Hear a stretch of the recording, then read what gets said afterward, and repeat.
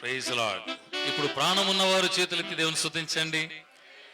దేవునికి మహిమ కలుగును గాక. దేవుని సన్నిధిలో ఆయన ప్రాణము కలిగిన వారంగా నిత్యము కూడా ఆయన స్తుతించబదులమైన. అందుకే ఎప్పుడూ చెప్తుంటాను, వినుటకు మాటలాడుటకు దేవునికి స్తోత్రము. షార్ప్గా ఉండాలి మన చెవులు దేవుని సన్నిధిలో ఉన్నప్పుడు. మన జవసత్వాలన్నీ కూడా ఇక్కడ రాగానే ఆటోమేటిక్ గా ఫైన్ ట్యూన్ అయిపోయి షార్ప్గా ఉండాలి. ఎందుకంటే షార్ప్గా ఉండే దేవుని సన్నిధిలో ఉన్నాం. సజీవమైనటువంటి దేవుడు మన మధ్యలో ఉంటున్నాడు. ఈ పరిశుద్ధ ఆదివారం నాడు మరొకమారు ఆయన్ని కీర్తించి నోరారా మనసారా ఆయన ఆరాధించే గొప్ప ధన్యత సంఘముగా ఆయన కుటుంబంగా మనకు అనుగ్రహించాడు. కాబట్టి ప్రతి ఒక్కళ్ళం కూడా ఈ సమయం మందు ఈ చక్కని గీతాన్ని పాడి, రాజాని భవనంలో రేయి పగలు వేచి ఉందును, నేను స్తుతించి ఆరాధింతును, నా చింతలన్నీ మర్చిపోతానయ్యా అని బహిరంగంగా ప్రకటిస్తూ ఆయన స్తుతించుదామా?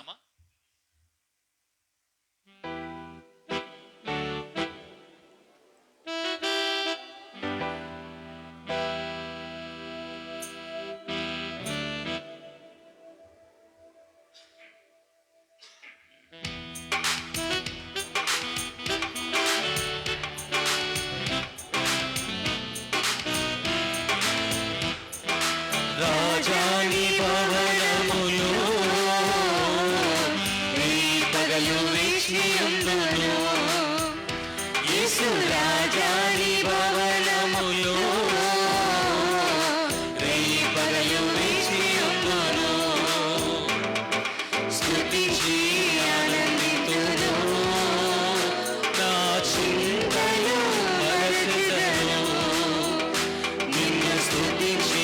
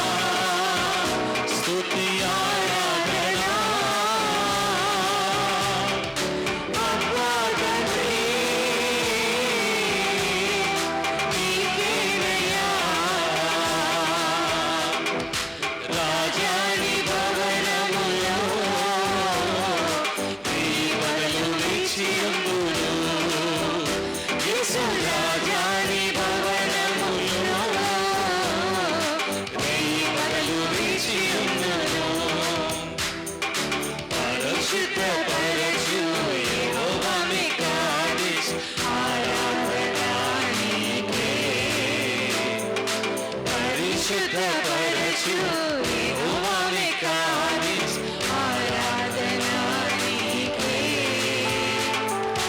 రూపించు దైవం యెహోవా హోసేను ఆరాధన నీకే రూపించు దైవం యెహోవా హోసేను ఆరాధన నీకే ఆరాధన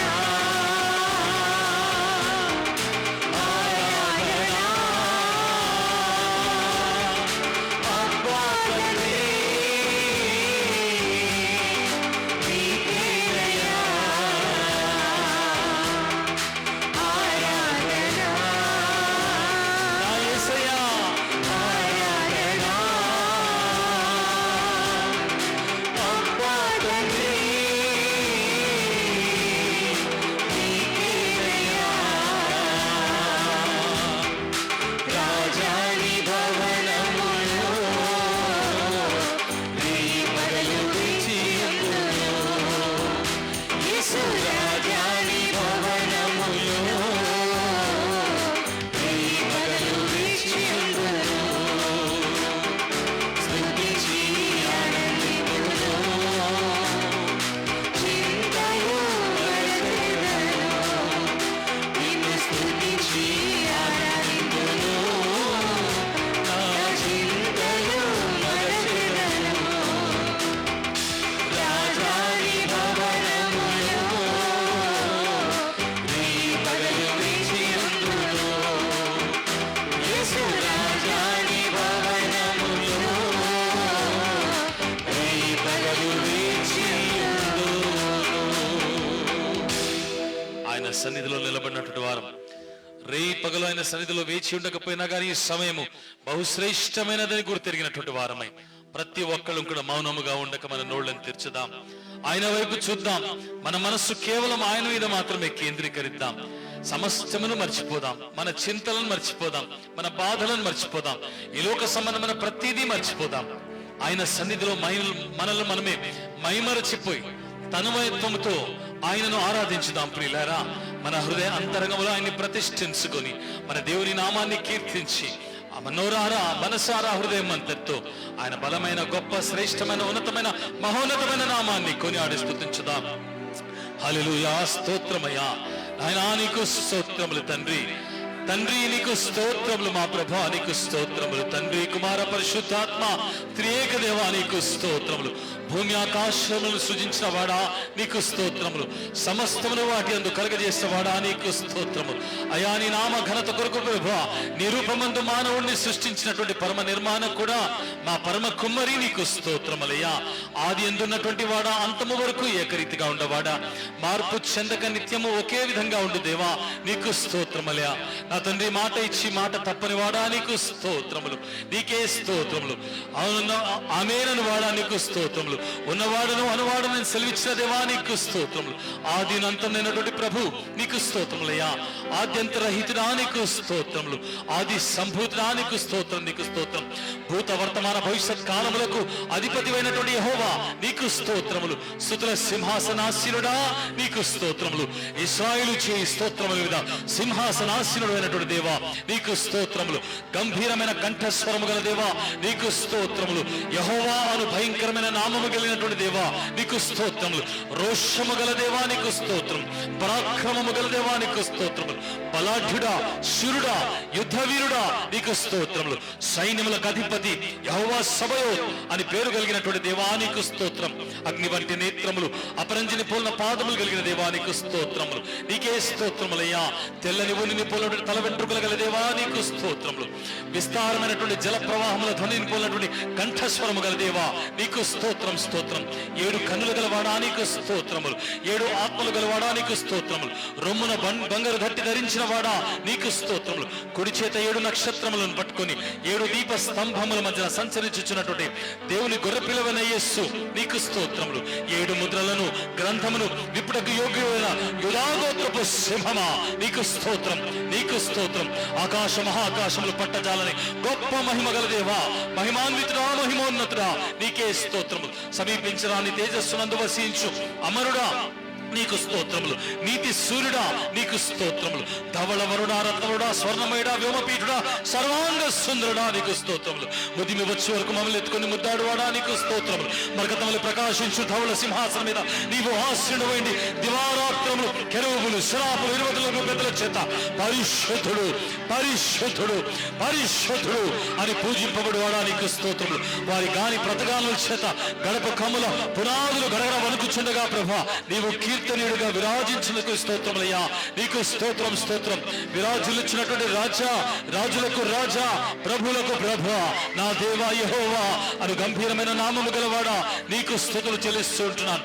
తండ్రి కుడిపార్శ్వన కూర్చొని దివారాత్రములు నా కొరకు విజ్ఞాపన చేయుచున్న మధ్యవర్తివైన నా యేసు నా ప్రభు నీకు స్తోత్రములయ్యా. నా పక్షాన వ్యాజ్యమాడు నా ఉత్తరవాది నీకు స్తోత్రములు. నేను నమ్ముకున్న నా సహాయకుడా ఎబినేజరువైన దేవా నీకు స్తోత్రం. ఆశ్చర్యకరుడా ఆలోచనకర్త బలవంతులకు దేవా నిత్యుడగు తండ్రి సమాధానకర్తకు అధిపతి నీకు స్తోత్రం స్తోత్రం స్తోత్రం. నా కొండ నా కోట నా కేడము నా ఆశ్రయ దుర్గము నా దాగు చోటువైన ప్రభు నీకు స్తోత్రం. నీకే స్తోత్రం. నా కొరకు ప్రాణం పెట్టిన నా మంచి కాపరి నీకు స్తోత్రం. కృపా సమృద్ధి గలవాడా నీకు స్తోత్రం. కనికర సంపన్నుడా నీకు స్తోత్రం. వాత్సల్య పూర్ణుడా నీకు స్తోత్రం. ప్రేమామయుడా దయామయుడా దయా దాక్షిణ్యమూర్తి నీకు స్తోత్రం స్తోత్రం. నా తండ్రి నీకు స్తోత్రం. నీ సన్నిధి ఎల్లప్పుడు నాతో ఉంచువాడా యెహోవా షమ్మా నీకు స్తోత్రం. నీ సమాధానంతో నింపువాడా యెహోవా షలోమ్ నీకు స్తోత్రం. నన్ను స్వస్థపరిచి యెహోవా రాఫా నీకు స్తోత్రం. నాకు ముందుగా పోచున్న నా ధ్వజమైన యెహోవా నిస్సి నీకు స్తోత్రము. నీ రూపంలోనికి నన్ను మార్చుచున్న యెహోవా హోసేను నీకు స్తోత్రము. యెహోవా ఈరే నా పోషకుడా నీకు స్తోత్రం నీకు స్తోత్రం స్తోత్రం. క్రీస్తునందు మమ్మల్ని నీతిమంతులుగా చేసిన యెహోవా సిరికేను నీకు స్తోత్రం. నిన్ను వలె పరిశుద్ధినిగా చేయించినటువంటి యెహోవా మిక్కాదేశకం నీకు స్తోత్రం నీకు స్తోత్రం. కష్టకాలంలో మాకు సమీపంగా ఉండేటువంటి ఎలోహే మిఖరో నీకు స్తోత్రం. మా ఆశ్రయమైన యెహోవా మాక్సి నీకు స్తోత్రములు. మాకు న్యాయము తీర్చు నీతిగల న్యాయాధిపతి యెహోవా హషోపేత్ నీకు స్తోత్రం. మేము త్రోవ తప్పినప్పుడు మమ్మల్ని తట్టి సరిచేయు యెహోవా మక్కేహే నీకు స్తోత్రమయ్యా నీకు స్తోత్రం. అంతటా నివసించేవాడా ఎలోహిం నీకు స్తోత్రములు. నీ కన్నులతో నిత్యము మమ్మల్ని చూచువాడా ఎల్రోయి నీకు స్తోత్రములు. నీ దయలో నీ కృపలో మమ్మల్ని నడిపించువాడా జీవితకాలం అంతా కృపాక్షేమములే మా వెంట ఉంచువాడా నీకు స్తోత్రములు. అయ్యా నీ శాశ్వతమైన ప్రేమను బట్టి తల్లి కన్నా తండ్రి కన్నా రక్త బంధువుల కంటే ఎక్కువగా మమ్మల్ని ప్రేమించచ్చు విడువక మాయడల కృప చూపువాడా నీకు స్తోత్రములు. మనుషులలో ఎవడైనను నమ్మదగిన వాడు ఉన్నాడా? యెహోవా నీవు తప్ప ఈ లోకమందు ఎవడు నమ్మదగిన వాడు కాడయ్యా. నీ నమ్మకత్వమును బట్టి నీకు స్తోత్రములు చెల్లిస్తున్నాము దేవా. నీ మంచితనం బట్టి మనసారా నిన్ను ఆరాధిస్తున్నాము. నీ గొప్పతనాన్ని బట్టి నేను కీర్తిస్తున్నాము. We love you, Lord. We praise you, Daddy. We adore you, Adonai, Rabboni. We love you, Dad. We praise you. We give you all honor and glory. For you alone are worthy of all praise, Master. Father God, we thank you, thank you, thank you, thank you. Stotram.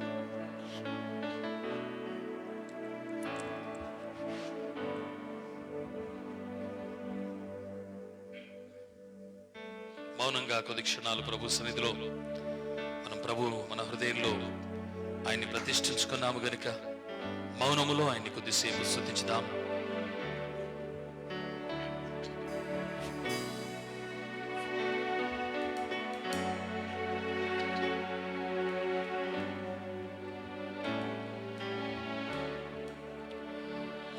అర్హతే లేని నాపై నీవు ప్రేమ చూపిన కృపామయా.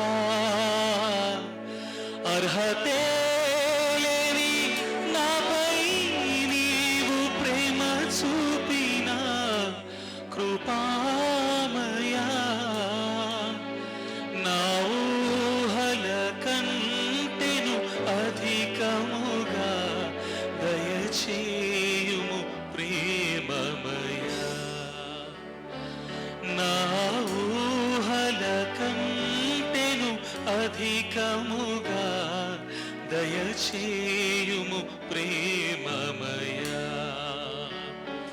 కృతజ్ఞతతో స్తుతి పాడేదన్ నా యేసునాథా. నాకై నీవు చేసిన మేళకై కోటి కోటి కృతజ్ఞతలు. కృతజ్ఞతతో స్తుతి పాడేదన్ నా యేసునాథా. నాకై నీవు చేసిన మేళకై కోటి కోటి కృతజ్ఞతలు. కోటి కోటి కృతజ్ఞతలు. కోటి కోటి కృతజ్ఞతలు. అవును తండ్రి, ఏ అర్హత, ఏ యోగ్యత, ఏ మంచితనము లేనటువంటి నన్ను ప్రేమించి కేవలం ఉచితమైన నీ కృపను బట్టి నీవు ప్రేమించుటకు అర్హునిగా నన్ను చేసుకున్నావు తండ్రి. అట్టి గొప్ప ప్రేమను కనబర్చి నా ఆలోచనల కంటే చేయబోచున్న నా గొప్ప తండ్రి,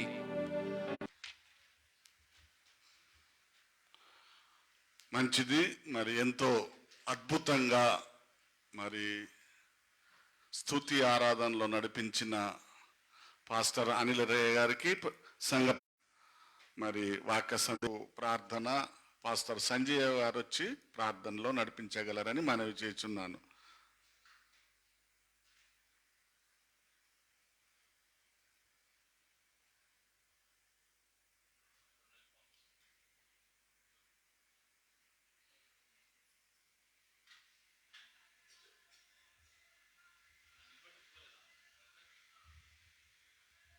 ప్రార్థన చేసుకున్నాం. అత్యున్నత ఘనత మహాపరిశుద్ధుడు అయిన తండ్రి, పరలోకములోను భూలోకములోను నిత్యము స్తుతింపబడుచున్నవాడా, మీ ప్రశస్తమైన పాదాలకు వందనాలు, స్తుతులు, స్తోత్రాలు, కృతజ్ఞతలు మేము చెల్లిస్తున్నాము తండ్రి. ప్రభువా, గత సంవత్సరము, గత దినములు అన్నియు ప్రభువా మీ కృపాక్షేమములతో మమ్మల్ని నిలబెట్టి ఈ పరిశుద్ధ దినమున, ఈ సమయమున నీ పాద సన్నిధికి మమ్మలను నడిపింపచేసి మీ సన్నిధానములో నాయన మిమ్మల్ని మొరపెట్టుటకు, ఆరాధించుటకు, స్తుతించుటకు, గణపరచుటకు మాకిచ్చిన ఈ తరుణాన్ని బట్టి నాయన మీకు వందనాలు చెల్లిస్తూ ఉంటున్నా తండ్రి. ఈ దినము చూడలేక, ఈ సమయమును చూడలేక ఎంతోమంది నిద్రించినప్పటికీ వారికంటే మేము గొప్పవారము కాదు నాయన. కేవలము నీ ప్రేమతో, నీ కృపతో మమ్మలను సజీవ లెక్కలో నిలబెట్టి అబ్బా తండ్రి అని మొరపెట్టుకునే ధన్యతలో మమ్మల్ని నిలబెట్టినందుకు నాయన మీకు వందనాలు చెల్లిస్తూ ఉన్నా. మా పట్ల, మా కుటుంబాల పట్ల, మా సంఘం పట్ల, వ్యక్తిగత పట్ల మీరు చేసిన ప్రతి మేలు కొరకై నాయన మీకు కృతజ్ఞతాస్తుతులు మేము చెల్లిస్తూ ఉంటున్నాం. ఇందుకే కదా ప్రభువా మీరు మమ్మల్ని నిలబెట్టుకున్నవాడా, మీకు వందనాలు తండ్రి. మరి ముఖ్యముగా ఇంతవరకు నాయన జరిగిన ప్రతి కార్యక్రమం కొరకై మీకు వందనాలు చెల్లిస్తూ ఉంటున్నా. మరి ఈ సమయంలో నాయన కూడి వచ్చిన బిడ్డలందరినీ ప్రభువా మీ చేతులెత్తి దీవించి మీరు ఆశీర్వదించండి. సంఘమును ప్రభువా, సంఘ హద్దులను మీ నాయన మీరు విశాలపరచండి. సంఘములో నా తండ్రి ప్రతి దినము నాయన ఒక్కొక్క కుటుంబాన్ని నాయన నిత్యము మీరు కాపాడుచు అభివృద్ధి చేస్తూ ఉన్నందుకు కృతజ్ఞత వందనాలు చెల్లిస్తూ ఉంటున్నా. మరి ముఖ్యముగా ప్రభువా సంఘ కాపరి నీ దాసుని అయా మీ చిత్తములో నాయన, మీ ఉనికిలో, మీ ప్రణాళికలో మీరు నడిపిస్తున్న విధానం కొరకై మీకు వందనాలు చెల్లిస్తూ ఉంటున్నా.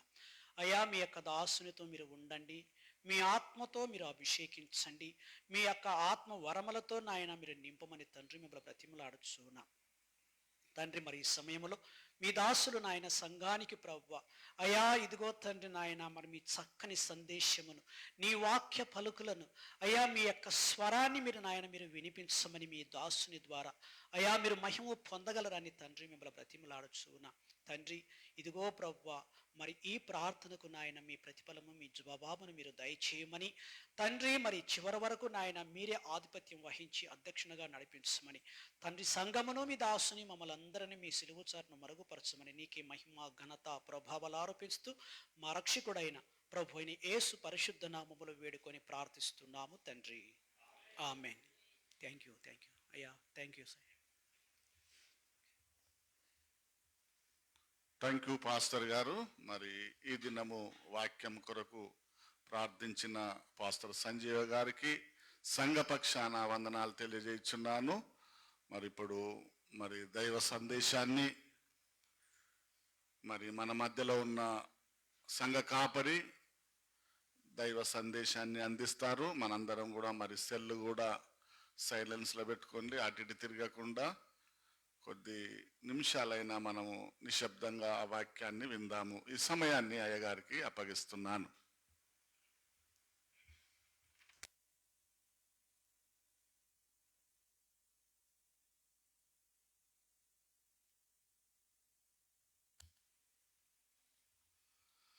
జీవాధిపతి జ్యోతిర్మయుడు అనేటువంటి నా రక్షకుడు నా ప్రభు అయినటువంటి యేసుక్రీస్తు వారి ప్రశస్తమైన నామంలో ఉదయకాలన విచ్చేసిన మీ అందరికీ కూడా పేరు పేరున నేను నిండు వందనాలు తెలియజేస్తున్నాను.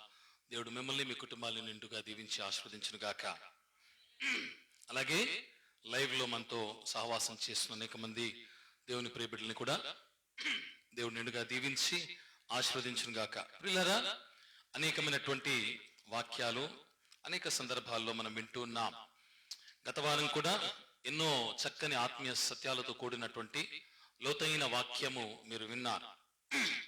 ఇది నన్ను కూడా ప్రయాసతో ఒక సుదీర్ఘమైన వాక్యాన్ని సిద్ధపరచుకొని మీ ముందు నిలబడ్డాను. పరిశుద్ధాత్మ నడిపింపును బట్టి లోతైనటువంటి ఆత్మీయ మర్మములు, చక్కని వాక్య సత్యములు ఇది నా పరిశుద్ధాత్మ యొక్క కృపను బట్టి మనం వినబోతున్నాం. కాబట్టి ముందస్తుగా మీకు చెప్పే మాట ఏంటంటే, వాక్యము ప్రచురింపబడేటువంటి సమయం అంతా కూడా మీ శ్రద్ధ యావత్తు వాక్యం మీద మాత్రమే ఉంచండి.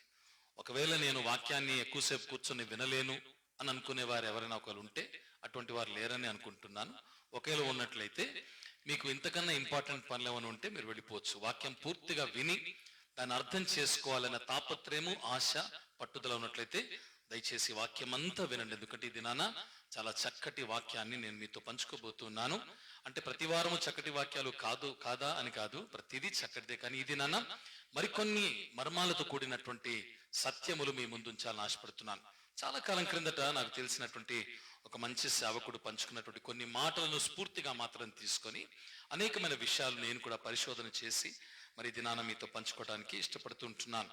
ఇందాక సహోదరి చక్కగా చదవగా మనం విన్నాము. నిర్గమకాండములో 25వ అధ్యాయంలో 38, 39 వచనాలు. మీ మొబైల్ ఫోన్స్ అంతా మ్యూట్ చేసుకోండి, సైలెంట్ మోడ్ లో పెట్టుకోండి, స్విచ్ ఆఫ్ చేసుకోండి. వాటి వంక కూడా చూడకండి. ఎందుకంటే మొబైల్ ఫోన్ దేనికి గుర్తు? సాతానుకు గుర్తు కదా. సాతాను రోజు వాడుతుంటాం. వాడిని ఎక్కడ పెట్టాలి అక్కడే పెట్టాలి, ఎక్కడ వాడాలి అక్కడే వాడాలి. సాతానా వెనకకు పో అంటే బ్యాక్ పాకెట్ లో పెట్టాలన్నమాట. కాబట్టి వెనకాల పాకెట్ లో పెట్టండి, వాక్యం మీద మాత్రం మనసు పెట్టండి. రైట్. 25వ అధ్యాయంలో ఎక్సోడస్ చాప్టర్ 25 వర్సెస్ 38 and 39, 38, 39 వచనాలు. దాని కత్తెర చిప్పయు మేలిమి బంగారుతో చేయవలెను. ఆ ఉపకరణములన్నీ 40 వీసెల మేలిమి బంగారముతో చేయవలెను. నాతో కలిసి చదవండి. దాని కత్తెర చిప్పయు మేలిమి బంగారుతో చేయవలెను. ఆ ఉపకరణములన్నీ 40 వీసెల మేలిమి బంగారముతో చేయవలెను. దేవునికి మహిమ కలుగాక. మోషే కాలములో దేవుడైన యెహోవా మొట్టమొదటిగా మందిర నిర్మాణం కూడా జరగక ముందు ప్రత్యక్ష గుడారాన్ని నిర్మించాలని ఉద్దేశించి తన దాసుడైన మోషేకు దాని నమూనా ప్రత్యక్షంగా దేవుడు అనుగ్రహిస్తాడు. ఏ విధంగా కట్టాలి, ఎటువంటి కొలతలతో, ఎటువంటి పరిమాణాలతో కట్టాలి, ఎలాంటి ఉపకరణములు వాడాలి, ఎలాంటి పదార్థాలు వాడాలి, యావత్తు కూడా స్పష్టంగా వేసేటువంటి ధూపార్తి విషయంలో కూడా శ్రద్ధ వహించి దేవుడైన యెహోవా తానే స్వయముగా మోషేకి ఆజ్ఞ ఇచ్చినట్టుగా మనం చూస్తాం. ఇక్కడ 25వ అధ్యాయంలో కూడా దానికి సంబంధించిన వివరాలన్నీ కూడా మనం చూస్తాం. అందులో అనేకమైన విషయాలు రాస్తూ 2 నుంచి 7 వచనాల్లో మనం చూసినప్పుడు ప్రారంభంలో ఇశ్రాయేలు ప్రజలు ఏవేవి కూడా తీసుకురావాలో దేవుడు మోషేకి ఆజ్ఞాపిస్తాడు. నాకు ప్రతిష్టార్పణ తీసుకురండని ఇశ్రాయేలీయులతో చెప్పుము. మనఃపూర్వకముగా అర్పించు ప్రతి మనుష్యుని యొద్ద దాన్ని తీసుకొనవలెను. మీరు వారి యొద్ద తీసుకునవలసిన అర్పణ లేవనగా అంటూ బంగారు, వెండి, ఇత్తడిని అనేకమైన సామగ్రిల విషయంలో దేవుడు సుస్పష్టమైనటువంటి నిర్దేశాన్ని మోషేకిస్తాడు, అంటే ప్రజలతో చెప్పమని చెప్తాడు. అంత మాత్రమే కాకుండా ఆయన 8వ వచనానికి వచ్చేటప్పుడు ఒక మాట అంటాడు, నేను వారిలో అనగా వారి మధ్యన నేను నివసించున్నట్లు వారు నాకు పరిశుద్ధ స్థలమును నిర్మింపవలెను అంటాడు. దేవుడు ఎక్కడ ఉండాలని కోరుతున్నాడు? తన ప్రజల మధ్యలో ఆయన ఉండాలని ఇష్టపడుతున్నాడు. ప్రజల మధ్యలో నివాసం ఉండాలి. అందుకే ఇశ్రాయేలీలు తాము వెళ్ళిన చోటల్లా కూడా ప్రత్యక్ష గుడారాన్ని మోసుకుని వెళ్ళేవారు. ఆ రోజులో it was mobile temple of God, mobile మందిరం. ఎందుకంటే వాళ్ళ గుడారాన్ని ఎక్కడికి వెళ్ళినా కూడా వాళ్ళు మోసుకుని వెళ్ళేవారు. ప్రయాణం చేస్తున్న కొద్ది 40 సంవత్సరాలు అరణ్య మార్గంలో వెళుతూ వెళుతూ ఎక్కడెక్కడైతే వాళ్ళు చీకటి పడే వాళ్ళకి ఆగుతారో అక్కడ వాళ్ళు గుడారాలు ఏర్పరచుకొని ఆ పాళయానికి మధ్యలో ప్రత్యక్ష గుడారం ఉండేది. చుట్టూ కూడా ఇశ్రాయేలీలు వారి గుడారాలు వేసుకుని ఉండేటువంటి వారు. కాబట్టి ప్రజల మధ్యలో ఉండటానికి ఇష్టపడిన దేవుడు చాలా స్పష్టమైనటువంటి నిర్దేశాలు ఇచ్చినట్టుగా చూస్తున్నాం. అయితే ఆ ప్రత్యక్ష గుడారాల్లో ఆయన ఏర్పరచదలిచినటువంటి ఉపకరణాలు ఏంటో, ఏమేమి ఉండాలో చాలా స్పష్టంగా మోషేకి వివరిస్తూ 37వ వచనంలో ఒక మాట అంటాడు, నీవు దానికి 7 దీపములు చేయవలెను, దాని ఎదుట వెలుగునిచ్చినట్లు దాని దీపములను వెలిగింపవలెను అంటూ దాని కత్తెర చిప్పయు మేలిమి బంగారంతో చేయవలను. మేలిమి బంగారం అంటే ఏంటి ఇంగ్లీష్ లో? 24 క్యారెట్ ప్యూర్ గోల్డ్ అన్నమాట. ఇంకంతకు మించినటువంటి శుద్ధత బంగారంలో ఉండదు. That is the highest standard in gold. మేలిమి బంగారంతో చేయవలను. ఆ ఉపకరణములన్నీ కూడా 40 వీసల మేలిమి బంగారముతో చేయవలెను అన్న మాట చెప్తుంటున్నాడు. ప్రత్యక్ష గుడారంలోని పరిశుద్ధ స్థలంలో ఉండేటువంటి ఒక ఉపకరణాన్ని గురించి, ఒక ఉపకరణం గురించి దేవుడైన యెహోవా స్పష్టంగా చెప్తున్నాడు. ఏమిటి ఆ ఉపకరణం అంటే అక్కడ పైన చూసినట్లయితే 7:37 వచనంలో ఏంటట? దీపస్తంభము. చెప్పండి. రైట్. ఈ యొక్క వాక్య భాగాలన్నింటిలో కూడా ఈ ఉపకరణం పేరు దీపస్తంభముగానో లేకపోతే దీప వృక్షముగా అక్కడ చెప్పబడినట్టుగా మనం చూస్తుంటున్నాం. ప్రత్యక్ష గుడారంలో 3 భాగాలు ఉంటాయని గతంలో కూడా మీకు చెప్పాను కదా. ఏంటి ఆ 3 భాగాలు? మొదట వెలుపటి ప్రాంగణము, తర్వాత పరిశుద్ధ స్థలము, తర్వాత అతి పరిశుద్ధ స్థలం. అక్టోబర్ మాసంలో చర్చ్ అంతా కూడా రిట్రీట్కి వెళ్ళాం. మీరందరూ కూడా వచ్చారు, చాలా మంది వచ్చారు. ఆ రిట్రీట్కి వచ్చినప్పుడు ఒక గైడ్ సహాయంతో ప్రత్యక్ష గుడారపు నమూనాలోనికి వెళ్ళి మనం అన్ని చూసాం. ఎంతమంది చూశారు? ఎంతమంది జ్ఞాపకం ఉంది? Very good. అక్కడ ప్రత్యక్ష గుడారంలో ఈ 3 భాగాలు కూడా చూసాం కదా. బయట వెలుపటి ప్రాంగణము, పరిశుద్ధ స్థలము, అతి పరిశుద్ధ స్థలం. వెలుపటి ప్రాంగణంలో ఏమేమి ఉంటాయంటే బలిపీఠము, గంగాళం. ఏముంటాయి? పరిశుద్ధ స్థలంలో 3 ఉపకరణాలు ఉంటాయి. ఆ ఉపకరణాలు ఏంటంటే సముఖపు బల్ల రొట్టె,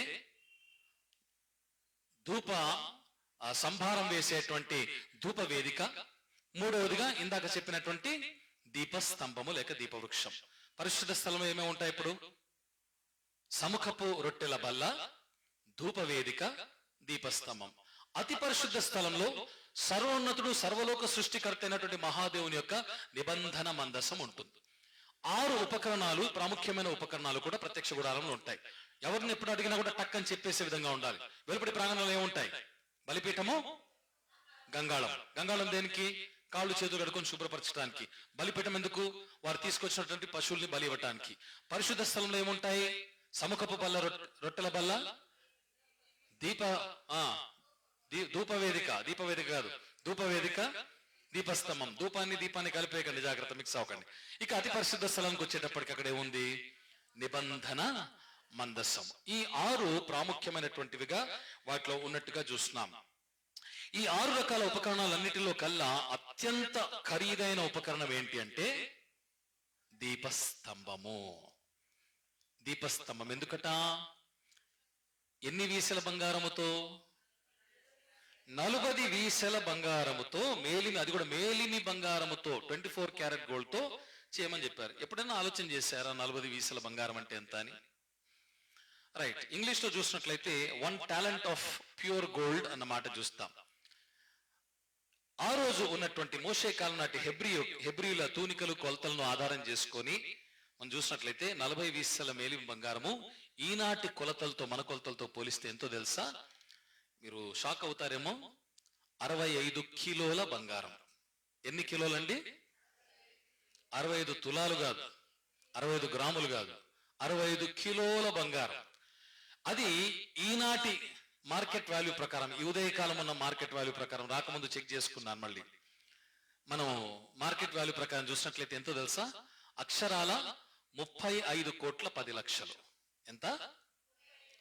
కాబట్టి దేవుని ప్రత్యక్ష గుడారంలో అతి ఖరీదైనటువంటి అతి విలువైనటువంటి ఉపకరణం ఏదైనా ఉన్నదా అంటే అది దీపస్తంభము. గుర్తుపెట్టుకోండి, దీప వృక్షము లేక దీపస్తంభం అనే మాట మీకు జ్ఞాపకం చేస్తున్నాను.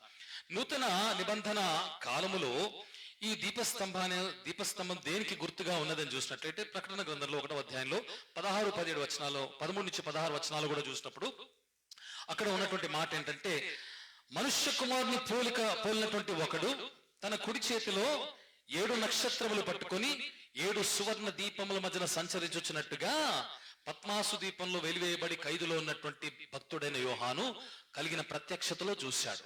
ఏంటట? మనుష్య కుమారుని పోలినటువంటి ఒకడు తన కుడి చేత 7 నక్షత్రాలు పట్టుకొని 7 సువర్ణ దీప స్తంభముల మధ్యన సంచరిస్తున్నట్టుగా చూశాడు. అప్పుడు ఆ ప్రత్యక్షతను చూస్తున్నటువంటి యోహాను భక్తుడు ఆ మహామహుడైనటువంటి దేవునితో అడుగుతున్నాడు, అయ్యా ఈ నక్షత్రాలు ఏంటి? అయ్యా ఈ యొక్క దీపస్తంభాలు ఏంటి అని అడిగినప్పుడు అక్కడ ఉన్నటువంటి ప్రభు సెలవిస్తాడు, ఆ 7 నక్షత్రములు 7 సంఘముల దూతలకు గుర్తు అంటాడు. అలాగే ఆ 7 సువర్ణ దీప స్తంభములు దేనికి గుర్తట? దేవుని యొక్క 7 సంఘాలకు గుర్తు అంటాడు. కాబట్టి నక్షత్రములు దేనికి గుర్తు ప్రియులరా? దేవుని సంఘాలను కాచేటువంటి దూతలు. సంఘాలను ఎవరు కాస్తారు? మాలాంటి కాపర్లు. కాబట్టి మేమేంటి? అందుకే తెల్లబట్టలు వేసుకొని వచ్చాను అనుకుంటున్నారా? కాదు. దేవుని సంఘాన్ని కాచేటువంటి కాపరి దేవుని దూతగా అభివర్ణించబడుతున్నాడు. అందుకే 7 సంఘాల దూతలు అనగా 7 సంఘాల్ని కాచేటువంటి కాపర్లు, 7 సువర్ణ దీపస్తంభాలు అనగా దాని అర్థం ఏంటంటే 7 సంఘాలు అని అర్థం. కాబట్టి ఇప్పుడు దీపస్తంభం దేనికి గుర్తుగా ఉంది? సంఘానికి, కాపరికి కాదు. నక్షత్రాలు కాపరికి, దీపస్తంభము కాపరికి గుర్తు. అవునా? సంఘానికి గుర్తు. కన్ఫ్యూజ్ కాకండి. ఇందాక ధూప దీపంలో కన్ఫ్యూజ్ అయినట్టు ఇక్కడ కన్ఫ్యూజ్ కాకండి. దీపస్తంభం ఇక్కడ చూస్తున్నారే, దీపస్తంభం నమూనా బ్రదర్ అశోక్ గారు ఎక్కడి నుంచి తెచ్చారు? ఇక్కడ చెన్నై మౌంట్ థామస్ నుంచి కొని తెచ్చారు అనుకుంటా, రైట్. ఈ దీపస్తంభము దేనికి గుర్తుగా ఉందంటే దేవుని యొక్క సంఘమునకు గుర్తు. ఇందులో కన్ఫ్యూజనే పెట్టుకోకండి, దేవుని యొక్క సంఘానికి గుర్తుగా ఉంటున్నది. అయితే ఒక విషయం మీతో చెప్పాలని ఆశపడుతుంటున్నాను. ప్రపంచంలో ఆకాశము క్రింద భూమి మీద అనేకమైన గొప్ప గొప్ప బిల్డింగ్లు, నిర్మాణాలు, కట్టడాలు ఉన్నాయి. ఎంతో ఖరీదైనటువంటి కట్టడాలు ఉన్నాయి కదా. కొన్ని మీకు తెలుసో తెలీదో. ఏమైనా ఖరీదైన కట్టడాలు మీకు తెలిసిన ఉంటే చెప్పండి చూద్దాం. బుర్జ్ ఖలీఫా దుబాయ్ నుంచి, ఓకే. ఇంకా ఏమైనా ఖరీదైనటువంటి నిర్మాణాలు? Eiffel tower Paris, okay, right. నేను చెప్తాను వినండి, గుండెల మీద చేయి పెట్టుకుని జాగ్రత్తగా వినండి, జారిపోద్దాము. ప్రపంచంలో కల్లా అతి ఖరీదైనటువంటి the most expensive, most precious, most valuable కట్టడం ఏంటో తెలుసా? మహా మస్జిద్ గా పిలువబడుతున్నటువంటి సౌదీ అరేబియా రియాదులో ఉన్నటువంటి మెక్కా అల్ హరాం. దాని వెల ఎంతో తెలుసా? అక్షరాల 998 లక్షల కోట్లు, 998 lakh crores, అంటే 120 బిలియన్ US డాలర్స్. ఇక మన దేశానికి వచ్చేటప్పటికి ఇక్కడ కూడా అతి ఖరీదైనటువంటి కట్టడం మన దేశంలో ఏదో చెప్పండి చూద్దాం. ఇండియాలో అతి విలువైనటువంటి ఖరీదైన కట్టడం తాజ్ మహల్. ఎవరన్నారు? అంబానీ అని. రైట్, కరెక్ట్ చెప్పారు బ్రదర్. భారతదేశంలోనే అతి ఖరీదైనటువంటి విలువైనటువంటి కట్టడం ఏంటంటే ముంబై మహానగరంలో ఉన్నటువంటి కార్పొరేట్ కుబేరుడు ముఖేష్ అంబానీ యొక్క ఇల్లు. ఆ ఇంటికి ఎన్ని అంతస్తులు తెలుసా? 27 అంతస్తులు, 27 ఫ్లోర్స్. యాంటిలియా అని దానికి పేరు. దాని వెల ఎంతో తెలుసా? అక్షరాల 25,000 కోట్లు. బుర్జ్ ఖలీఫా కంటే సుమారు 2 రెట్లు ఎక్కువ. అక్షరాల 25,000 కోట్లు, అంటే 3 బిలియన్ US డాలర్స్. ఇక దుబాయ్ లో ఉన్నటువంటి బుర్జ్ ఖలీఫానేమో 15,000 కోట్లే దాంతో పోలిస్తే. కాబట్టి ముఖేష్ అంబానీకి 25,000 కోట్ల ఇల్లు అవసరమా అని మీరు అనుకోవచ్చు. ఆయనకుంది, పెట్టుకుంటున్నాడు, అనుభవిస్తున్నాడు. అలాగా చెప్పుకుంటూ పోతే అనేక రకాల గొప్ప గొప్ప కట్టడాలు ఉన్నాయి భారతదేశంలో. ఇంకా చెప్పుకుంటూ పోతే ఇంకా ఎన్నో కట్టడాలు ఉంటున్నాయి. ఉదాహరణకు మన ప్రెసిడెంట్ గారి యొక్క రాష్ట్రపతి నిలయం, కొత్తగా నిర్మించిన పార్లమెంట్ భవనము, అలాగా అనేకమైన భవంతులు ఉంటున్నాయి. మనుషుల దృష్టికి ఇవన్నీ కూడా ఎంతో విలువైన కట్టడాలైనా కూడా జాగ్రత్తగా వినండి, మనుషుల దృష్టికి ఇవన్నీ కూడా ఎంతో ప్రశస్తమైన, కాస్ట్లీయెస్ట్, ఖరీదైన, విలువైన కట్టడాలైనా కూడా దేవుని దృష్టికి అతి విలువైనటువంటి స్థలం ఏదో తెలుసా? ఆయన రక్తము చేత కొనబడి కడగబడి ఆయన ఆరాధించేటువంటి ఆయన మందిరమే అతి ఖరీదైనటువంటి స్థలం. దేవునికి మహిమ కలుగాక. మనుషుల దృష్టికి ఎన్ని లక్షల కోట్లు అబ్బా అమ్మా అని అనిపించే ఉన్నా కూడా వెలకట్టలేనటువంటి దేవుని దృష్టికి అపురూపమైనటువంటి ప్రశస్తమైనది ఏది నిర్మాణం లేక కట్టడం చూసినట్లయితే అది దేవుని యొక్క మందిరం అనే విషయాన్ని నేను మీకు జ్ఞాపకం చేస్తుంటున్నాను. దేవుని యొక్క మందిరము అనగానే ఈ 4 గోడలతో నిర్మించినటువంటి కట్టడమా? చూడండి, ఒక చిన్న ఉదాహరణ చెప్తాను, తప్పు పట్టాలని కాదు కానీ ఎగ్జాంపుల్, ఈ సమయం సందర్భం వచ్చింది కాబట్టి చెప్తున్నాను. వరంగల్ జిల్లాలో కర్ణపురం అనేటువంటి ప్రాంతంలో క్రీస్తు జ్యోతి దేవాలయం అనే ఒక మందిరం ఉంది. మీలో చాలా మంది వినుంటారు, కొంతమంది వెళ్ళి కూడా చూస్తుంటారు, లేకపోతే ఆన్లైన్ లో కూడా దానికి సంబంధించినటువంటి సమాచారాన్ని మీరు చూస్తుంటారు. 8 ఎకరాల విస్తీర్ణంలో ఈ మందిరాన్ని కట్టారు. ఈ మందిరం ఖర్చు, దీన్ని కట్టడానికి అయిన ఖర్చు అక్షరాల 150 కోట్ల రూపాయలు, 150 crores. ఆసియా ఖండంలోనే అతిపెద్ద దేవాలయంగాను, ప్రపంచంలోనే 2వ అతిపెద్ద దేవాలయంగా ఇది వర్ణించబడుతోంది. World's second biggest and Asia's biggest church, కర్ణపురంలో ఉన్న చర్చ్. ఒకేసారి అక్షరాల 40,000 మంది భక్తులు కూర్చొని ఆరాధించగలటానికి స్థలం ఉన్నటువంటి విశాలమైనటువంటి మందిరం. అయితే దేవుడు ఇంత ఖరీదైనటువంటి, ఇంత చక్కటి వెలగలిగినటువంటి మందిరాన్ని బట్టి ఆనందించేవాడా? ఆ మందిరంలో నిర్మాణానికి వాడినటువంటి మట్టి, ఒలివ చెట్లు, కొన్ని రాళ్ళు, డోమ్ మీద వేసినటువంటి పదార్థాలు, ఇవన్నీ కూడా సరాసరి ఇశ్రాయేలు దేశం నుంచే దిగుమతి చేసుకున్నారట. అలాగే కొన్ని రాళ్ళు, మిగతా కొన్ని ఉపకరణాలు కూడా, అవన్నీ కూడా ఎక్కడి నుంచి తీసుకొచ్చారంటే ఇటలీ, టర్కీ అలా ప్రాంతాల నుంచి కూడా తీసుకొచ్చారు. కాబట్టి ఇంటర్నేషనల్ సామగ్రితో తయారు చేయబడినటువంటి గొప్ప నిర్మాణం, 150 కోట్ల చర్చ్ బిల్డింగ్. ఇప్పుడు ఒకడు ఇన్ని కోట్లు పెట్టి ఒక గొప్ప నిర్మాణాన్ని కడితే దేవుడు ఆనందించేవాడుగా ఉంటాడా, లేకపోతే దాన్ని చూసి మురిసిపోతాడంటారా? చెప్పాలి. మరి దేన్ని చూసి మురిసిపోతాడు? దేవుని దృష్టిలో ఏది అత్యంత విలువ కలిగినది అని అంటే, యేసుక్రీస్తు రక్తంతో కడగబడినటువంటి ఒక 10 మంది బిడ్డలైనా సరే, వాళ్ళు కూడుకోవటానికి స్థలం లేకున్నా ఒక చెట్టు కింద కూర్చొని వాళ్ళు దేవుని ఆరాధిస్తుంటే దేవుని దృష్టికి అది అత్యంత విలువైన స్థలము. దేవునికి మహిమ కలుగాక. ఒక 10 మంది కూర్చొని దేవుణ్ణి మనసారా ఆరాధించడానికి ఆయన రక్తం చేత కొనబడినటువంటి ఆ 10 కూడా కూడుకోవడానికి ఇలాంటి మందిరము లేకున్నా కూడా వారు ఒక చెట్టు కింద కూర్చొని దేవుని మనసారా ఆరాధిస్తుంటే అది దేవుని దృష్టికి అత్యంత విలువైనటువంటిది, అత్యంత ఖరీదైనటువంటి, అత్యంత ప్రశస్తమైన స్థలం అని చెప్పి దేవుని వాక్యాన్ని బట్టి దేవుని సేవకుడిగా మీకు చెప్తుంటున్నాను. ఏ సేవకులైనా సరే, ఏ విశ్వాసులైనా కానీ సరే, మాకు ఆరాధించుకోవడానికి పెద్ద చర్చి లేదండి, మాది పూరి గుడిసండి, రేకుల షెడ్ అండి, తాటాకుల చిన్న మందిరం అండి, మాది చాలా పేద సంఘం అండి, మేము పేదోళ్ళం అండి అని చెప్పారనుకోండి, వాళ్ళు ఒకటే మాట చెప్పండి, ఎప్పుడు కూడా మీ నోట పేద పాట పాడొద్దు, పేద పాట పాడొద్దు. ఎందుకంటే మీరు దేవుని దృష్టికి అత్యంత విలువైనటువంటి వారు.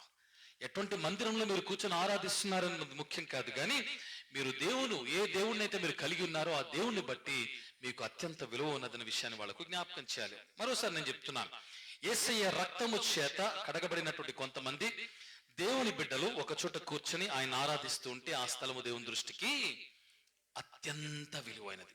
ఇప్పుడు మనం నెలకు 30,000 రెంట్ కట్టి ఈ యొక్క మందిరంలో ఆరాధన చేస్తున్నాం. ఇది కట్టడం మాత్రమే. అయితే దేవుని దృష్టికి మందిరం ఏంటి? మనమే ఆయన ఇల్లు అని వాక్యం సెలవిస్తోంది. కాబట్టి మనమే ఆయన మందిరం. ఇక్కడ ఉన్నా ఎక్కడ ఉన్నా ఈ గుంపు ఎక్కడికి వెళ్ళి ఆరాధించినా కూడా దేవునికి అత్యంత ప్రీతికరమైనటువంటి, అత్యంత ఖరీదైనటువంటి స్థలముగా ఆయన కనబడుతున్నది. ఎందుకంటే చూడండి, సంఘము అంటే రాతి గోడలు కాదు, కానీ అపోస్తులు పౌలు గారు అంటారు కదా, అపోస్తుల కార్యాలు 20వ అధ్యాయంలో 25వ వచనంలో అంటారు కదా, దేవుడు తన స్వరక్తమిచ్చి సంపాదించుకున్న సంఘము అంటాడు. ఏమిచ్చి సంపాదించుకున్నాడంట? ఎవరిచ్చాడు? దేవుడే తన స్వరక్తం ఇచ్చి సంపాదించుకున్నటువంటి సంఘం గనుక ఈ సంఘానికి ఎంతో గొప్ప విలువ ఉన్నదన్న విషయాన్ని మనం గమనించాలి. చూడండి, ఈ సంఘం ఏనాటికి కూడా భౌతికమైనటువంటి పదార్థాలతో, ఈ యొక్క వస్తువులతో కట్టబడినది కానే కాదు, కానీ అదొక నిర్మాణం కాదు, కానీ సంఘం అనగా యేసుక్రీస్తు వారి ప్రశస్తమైనటువంటి వెలకట్టలేనటువంటి రక్తము చేత కడగబడినటువంటి ప్రతి విశ్వాసి ఉన్నటువంటి ఒక నమ్మకస్తుల విశ్వాసుల సముదాయమే సంఘం. సంగముగా ఒకరు ఇద్దరు మాత్రమే కాదు గాని ఎందరైనా సరే క్రీస్తు రక్తము చేత కడబడి ఆయన యందు విశ్వాసం ఉంచి ఎక్కడైతే కూడుకుంటారో దాన్ని సంఘము, ఆ సముదాయాన్ని సంఘం అని పిలుస్తారు. ఇప్పుడు ఒక ప్రశ్న వేస్తాను. యేసుక్రీస్తు రక్తము విలువ ఎంత? యేసయ్య రక్తం యొక్క విలువ ఎంత? మీరు ఎవరైనా చెప్పగలరా? వెల కట్టలేరంటారా? ఎందుకు వెల కట్టలేమంటారు? ప్రపంచంలో అన్నిటికీ ఒక వెల ఉంది. ఈ మైక్ ఓ 3,000 పెడితే ఇలాంటి మైక్ ఒకటి వస్తుంది. ఈ వాల్ మౌంటెడ్ ఫ్యాన్ 1,800కు వాల్ మౌంటెడ్ ఫ్యాన్, 2,500కు సీలింగ్ ఫ్యాన్ వస్తుంది. ఒక 9,000, 14,000, 15,000, 20,000కు స్పీకర్లు వస్తాయి. 25,000కు మిక్సర్ వస్తుంది. మీ చేతి గడియారానికి ఒక వెల ఉంది. మీరు వాడే ఫోన్కి ఒక వెల ఉంది. మీ జేబులో పెన్నుకు ఒక వెల ఉంది. మీరు వేసుకున్న బట్టలకు ఒక వెల ఉంది. బయట మీరు విడిచిపెట్టిన చెప్పులకు కూడా ఖరీదు ఉంది. కానీ ప్రపంచంలో వెలకట్టలేనిది, మానవుడి వల్ల కానీ ఇంకెవరి వల్ల కానీ వెలకట్టలేనిది ఒకటి ఉంది. అదే నా యేసయ్య రక్తం. అది అమూల్యమైన. అందుకే పేతురు భక్తుడు అంటారు, 1వ పేతురు అధ్యాయంలో మనం చూసినట్లయితే ఆయన అంటాడు కదా, అమూల్యమైన అది నిష్కలంకము కాదు, క్షయమైనటువంటి వెండి బంగారముల చేత మీరు విమోచింపబడలేదు కానీ అమూల్యమైనటువంటి నిష్కళంకమైనటువంటి గొర్రెపిల్ల రక్తం, యేసుక్రీస్తు రక్తంతో మీరు విమోచింపబడ్డారంటారు. కాబట్టి అమూల్యమైనది అంటే మూల్యము కట్టలేనిది, చెల్లించలేనిది, వెల కట్టలేనిది అని గుర్తుపెట్టుకోవాలి. కాబట్టి ప్రపంచంలో కల్లా అత్యంత విలువ కలిగినది ఏదైనా ఉన్నదా అంటే యేసయ్య రక్తము. దాని వెల ఇంత అని ఎవరు కూడా చెప్పలేరు, చెప్పడం వీలు పడదు. కాబట్టి అటువంటి గొప్ప యేసు రక్తము చేత కొనబడినటువంటి సంఘముగా సంఘము వర్ణించబడుతోంది. అంత మాత్రమే కాదు కానీ యేసు రక్తం ఎంత అమూల్యమైనదో ఆ రక్తం చేత కడగబడిన విశ్వాసి కూడా అంతే అమూల్యమైన వాడు. ఇప్పుడు పక్కన ఉన్నట్టు వారిని చూసి చెప్పండి, నువ్వు అమూల్యమైన దానవు, నువ్వు అమూల్యమైన వాడవు అని చెప్పండి. నవ్వుకుంటున్నారు. నిజంగా చెప్పండి, మీరు అమూల్యమైన వారేనా? మీ మనసులో ఆ నిశ్చయత ఉందా? Are we precious in God's sight? ఆయన రక్తముకు వెల కట్టలేనప్పుడు ఆ రక్తం చేత కడగబడినటువంటి విశ్వాసి మరింత వెలగలిగినటువంటి వాడు, విలువగలిగిన వాడు ప్రియులారా. కాబట్టి వెలకట్టలేని గొప్ప విలువ దేవుడు తన స్వరక్తం ఇచ్చి మనకు అనుగ్రహించాడు. కాబట్టి ఎప్పుడైనా కానీ నిన్ను గురించి నువ్వు మాట్లాడేటప్పుడు చిన్నగా మాట్లాడుకోవద్దు, చులకనగా మాట్లాడు. నేను పనికిరాని దాన్నండి, నేను పనికిమాలినోడినండి, వాడు పనికిమాలినోడండి అని చెప్పి మీ వాళ్ళ గురించి కానీ మిమ్మల్ని గురించి కానీ ఇప్పుడు తక్కువ చేసి మాట్లాడుకోకండి. దేవుని దృష్టికి మనం బహు అమూల్యమైనటువంటి వారం. హల్లెలూయా, దేవునికి మహిమ కలుగును గాక. కాబట్టి దేవుని దృష్టిలో మనము ఎంతో వెలకట్టలేనటువంటి గొప్ప విలువగలిగినటువంటి వారు. కొంతమంది అంటుంటారు, మాకు దేవుడు తప్ప ఇంకెవరు సహాయం చేసేవారు లేరండి అంటారు. ఈ మాట ఎక్కడని విన్నారా? దేవుడే మాకు సహాయం అండి అంటారు. అంటే ఆఖరికి అదేదో ఇంకే దిక్కు లేదు, మాకు ఇంకా ఏ మార్గం లేదు, దేవుడు ఒక్కడే మార్గం అన్నట్టు. నేను ఒక మాట అంటానండి, మనుషుల సహాయం గొప్పదా, దేవుని సహాయం గొప్పదా? మరి దేవుడిని ఎందుకు చులకన చేస్తారు? దేవుని సహాయం గొప్పది అని తెలిసినప్పుడు చులకనగా ఎందుకు తీసుకుంటారు? మనుషులందరూ కలిసి ప్రపంచంలో చేయగలిగిన సహాయం కంటే దేవుడు చేసే మేలు ఎంతో గొప్పది. ఆయన సహాయము అద్భుతమైనది. ఆయన సహాయం ఉండగా మనకు మనుషుల సహాయం అక్కర్లేదు. ఆయనను దేవుని దయందు మనుషుల దయందు వర్ధిల్లమన్నాడని వాక్యం సెలుస్తుంది. కాబట్టి అందరితో మంచి సంబంధాలు కలిగి ఉండాలి. కానీ మన సహాయం ఎక్కడి నుంచి వచ్చును? దేవుని యొద్ద నుంచి వచ్చును. మన సహాయకర్త ఆయన. సరే, coming back to the lamp stand, దీపస్తంభానికి మళ్ళా తిరిగి వస్తూ, దేవుని సంఘము దీపస్తంభము, లేకపోతే దీపస్తంభం దేవుని సంఘానికి గుర్తు అన్న విషయాన్ని మనం ఇందాక తెలుసుకున్నాం. ఈ దీపస్తంభంలో ఎన్ని దీపాలు ఉంటాయి? 7 దీపాలు ఉంటాయి. అక్కడ కూడా మీరు చూసినట్లయితే మనకు 7 దీపాలు చాలా స్పష్టంగా మనకు కనబడుతూ ఉంటున్నాయి. చూడండి, ఆ పూర్వకాలంలో ప్రత్యక్ష గుడారంలో యాజకుడు ఏం చేసేవాడట? ప్రతిరోజు కూడా ప్రొద్దుగురుంకే వేళలో చీకటి పడుతుండగా వెళ్ళి ఆ 7 దీపాల్ని కూడా వాటిలో ఒత్తులు ఉండేవి, నూనె పోసి వాటిని వెలిగించేవాడు. రాత్రంతా కూడా ఆ ఒత్తులు కాలుతూ కాలుతూ కాలుతూ దేవుని మందిరంలో చక్కగా వెలుగునిస్తూ ఉండేవి. ఉదయకాలంలో తెల్లవారుజామునే సూర్యకిరణాలు ప్రసరిస్తూ ఆ ప్రత్యక్ష గుడారం మీద పడగానే యాజకుడు త్వరగా వచ్చి ఆ దీపాలను ఆర్పివేసేవాడు. అంత మాత్రమే కాదు గాని మరలా అదే రోజు సాయంకాలము దీపాలు వెలిగించక ముందు ఏం చేసేవాడట? బంగారు కత్తెర తీసుకొచ్చి ఆ రాత్రంతా కూడా కాలి కాలి కాలి మసిబారిపోయిన వత్తులు ఉంటాయి కదా, దాని పై భాగాన్ని ఆ బంగారు కత్తెరతో అలా కట్ చేసి బంగారు చిప్పలు వేసుకొని బయటికి తీసుకెళ్లేవాడు. జాగ్రత్తగా గమనించండి. యాజకుడు ఏం చేసేవాడట?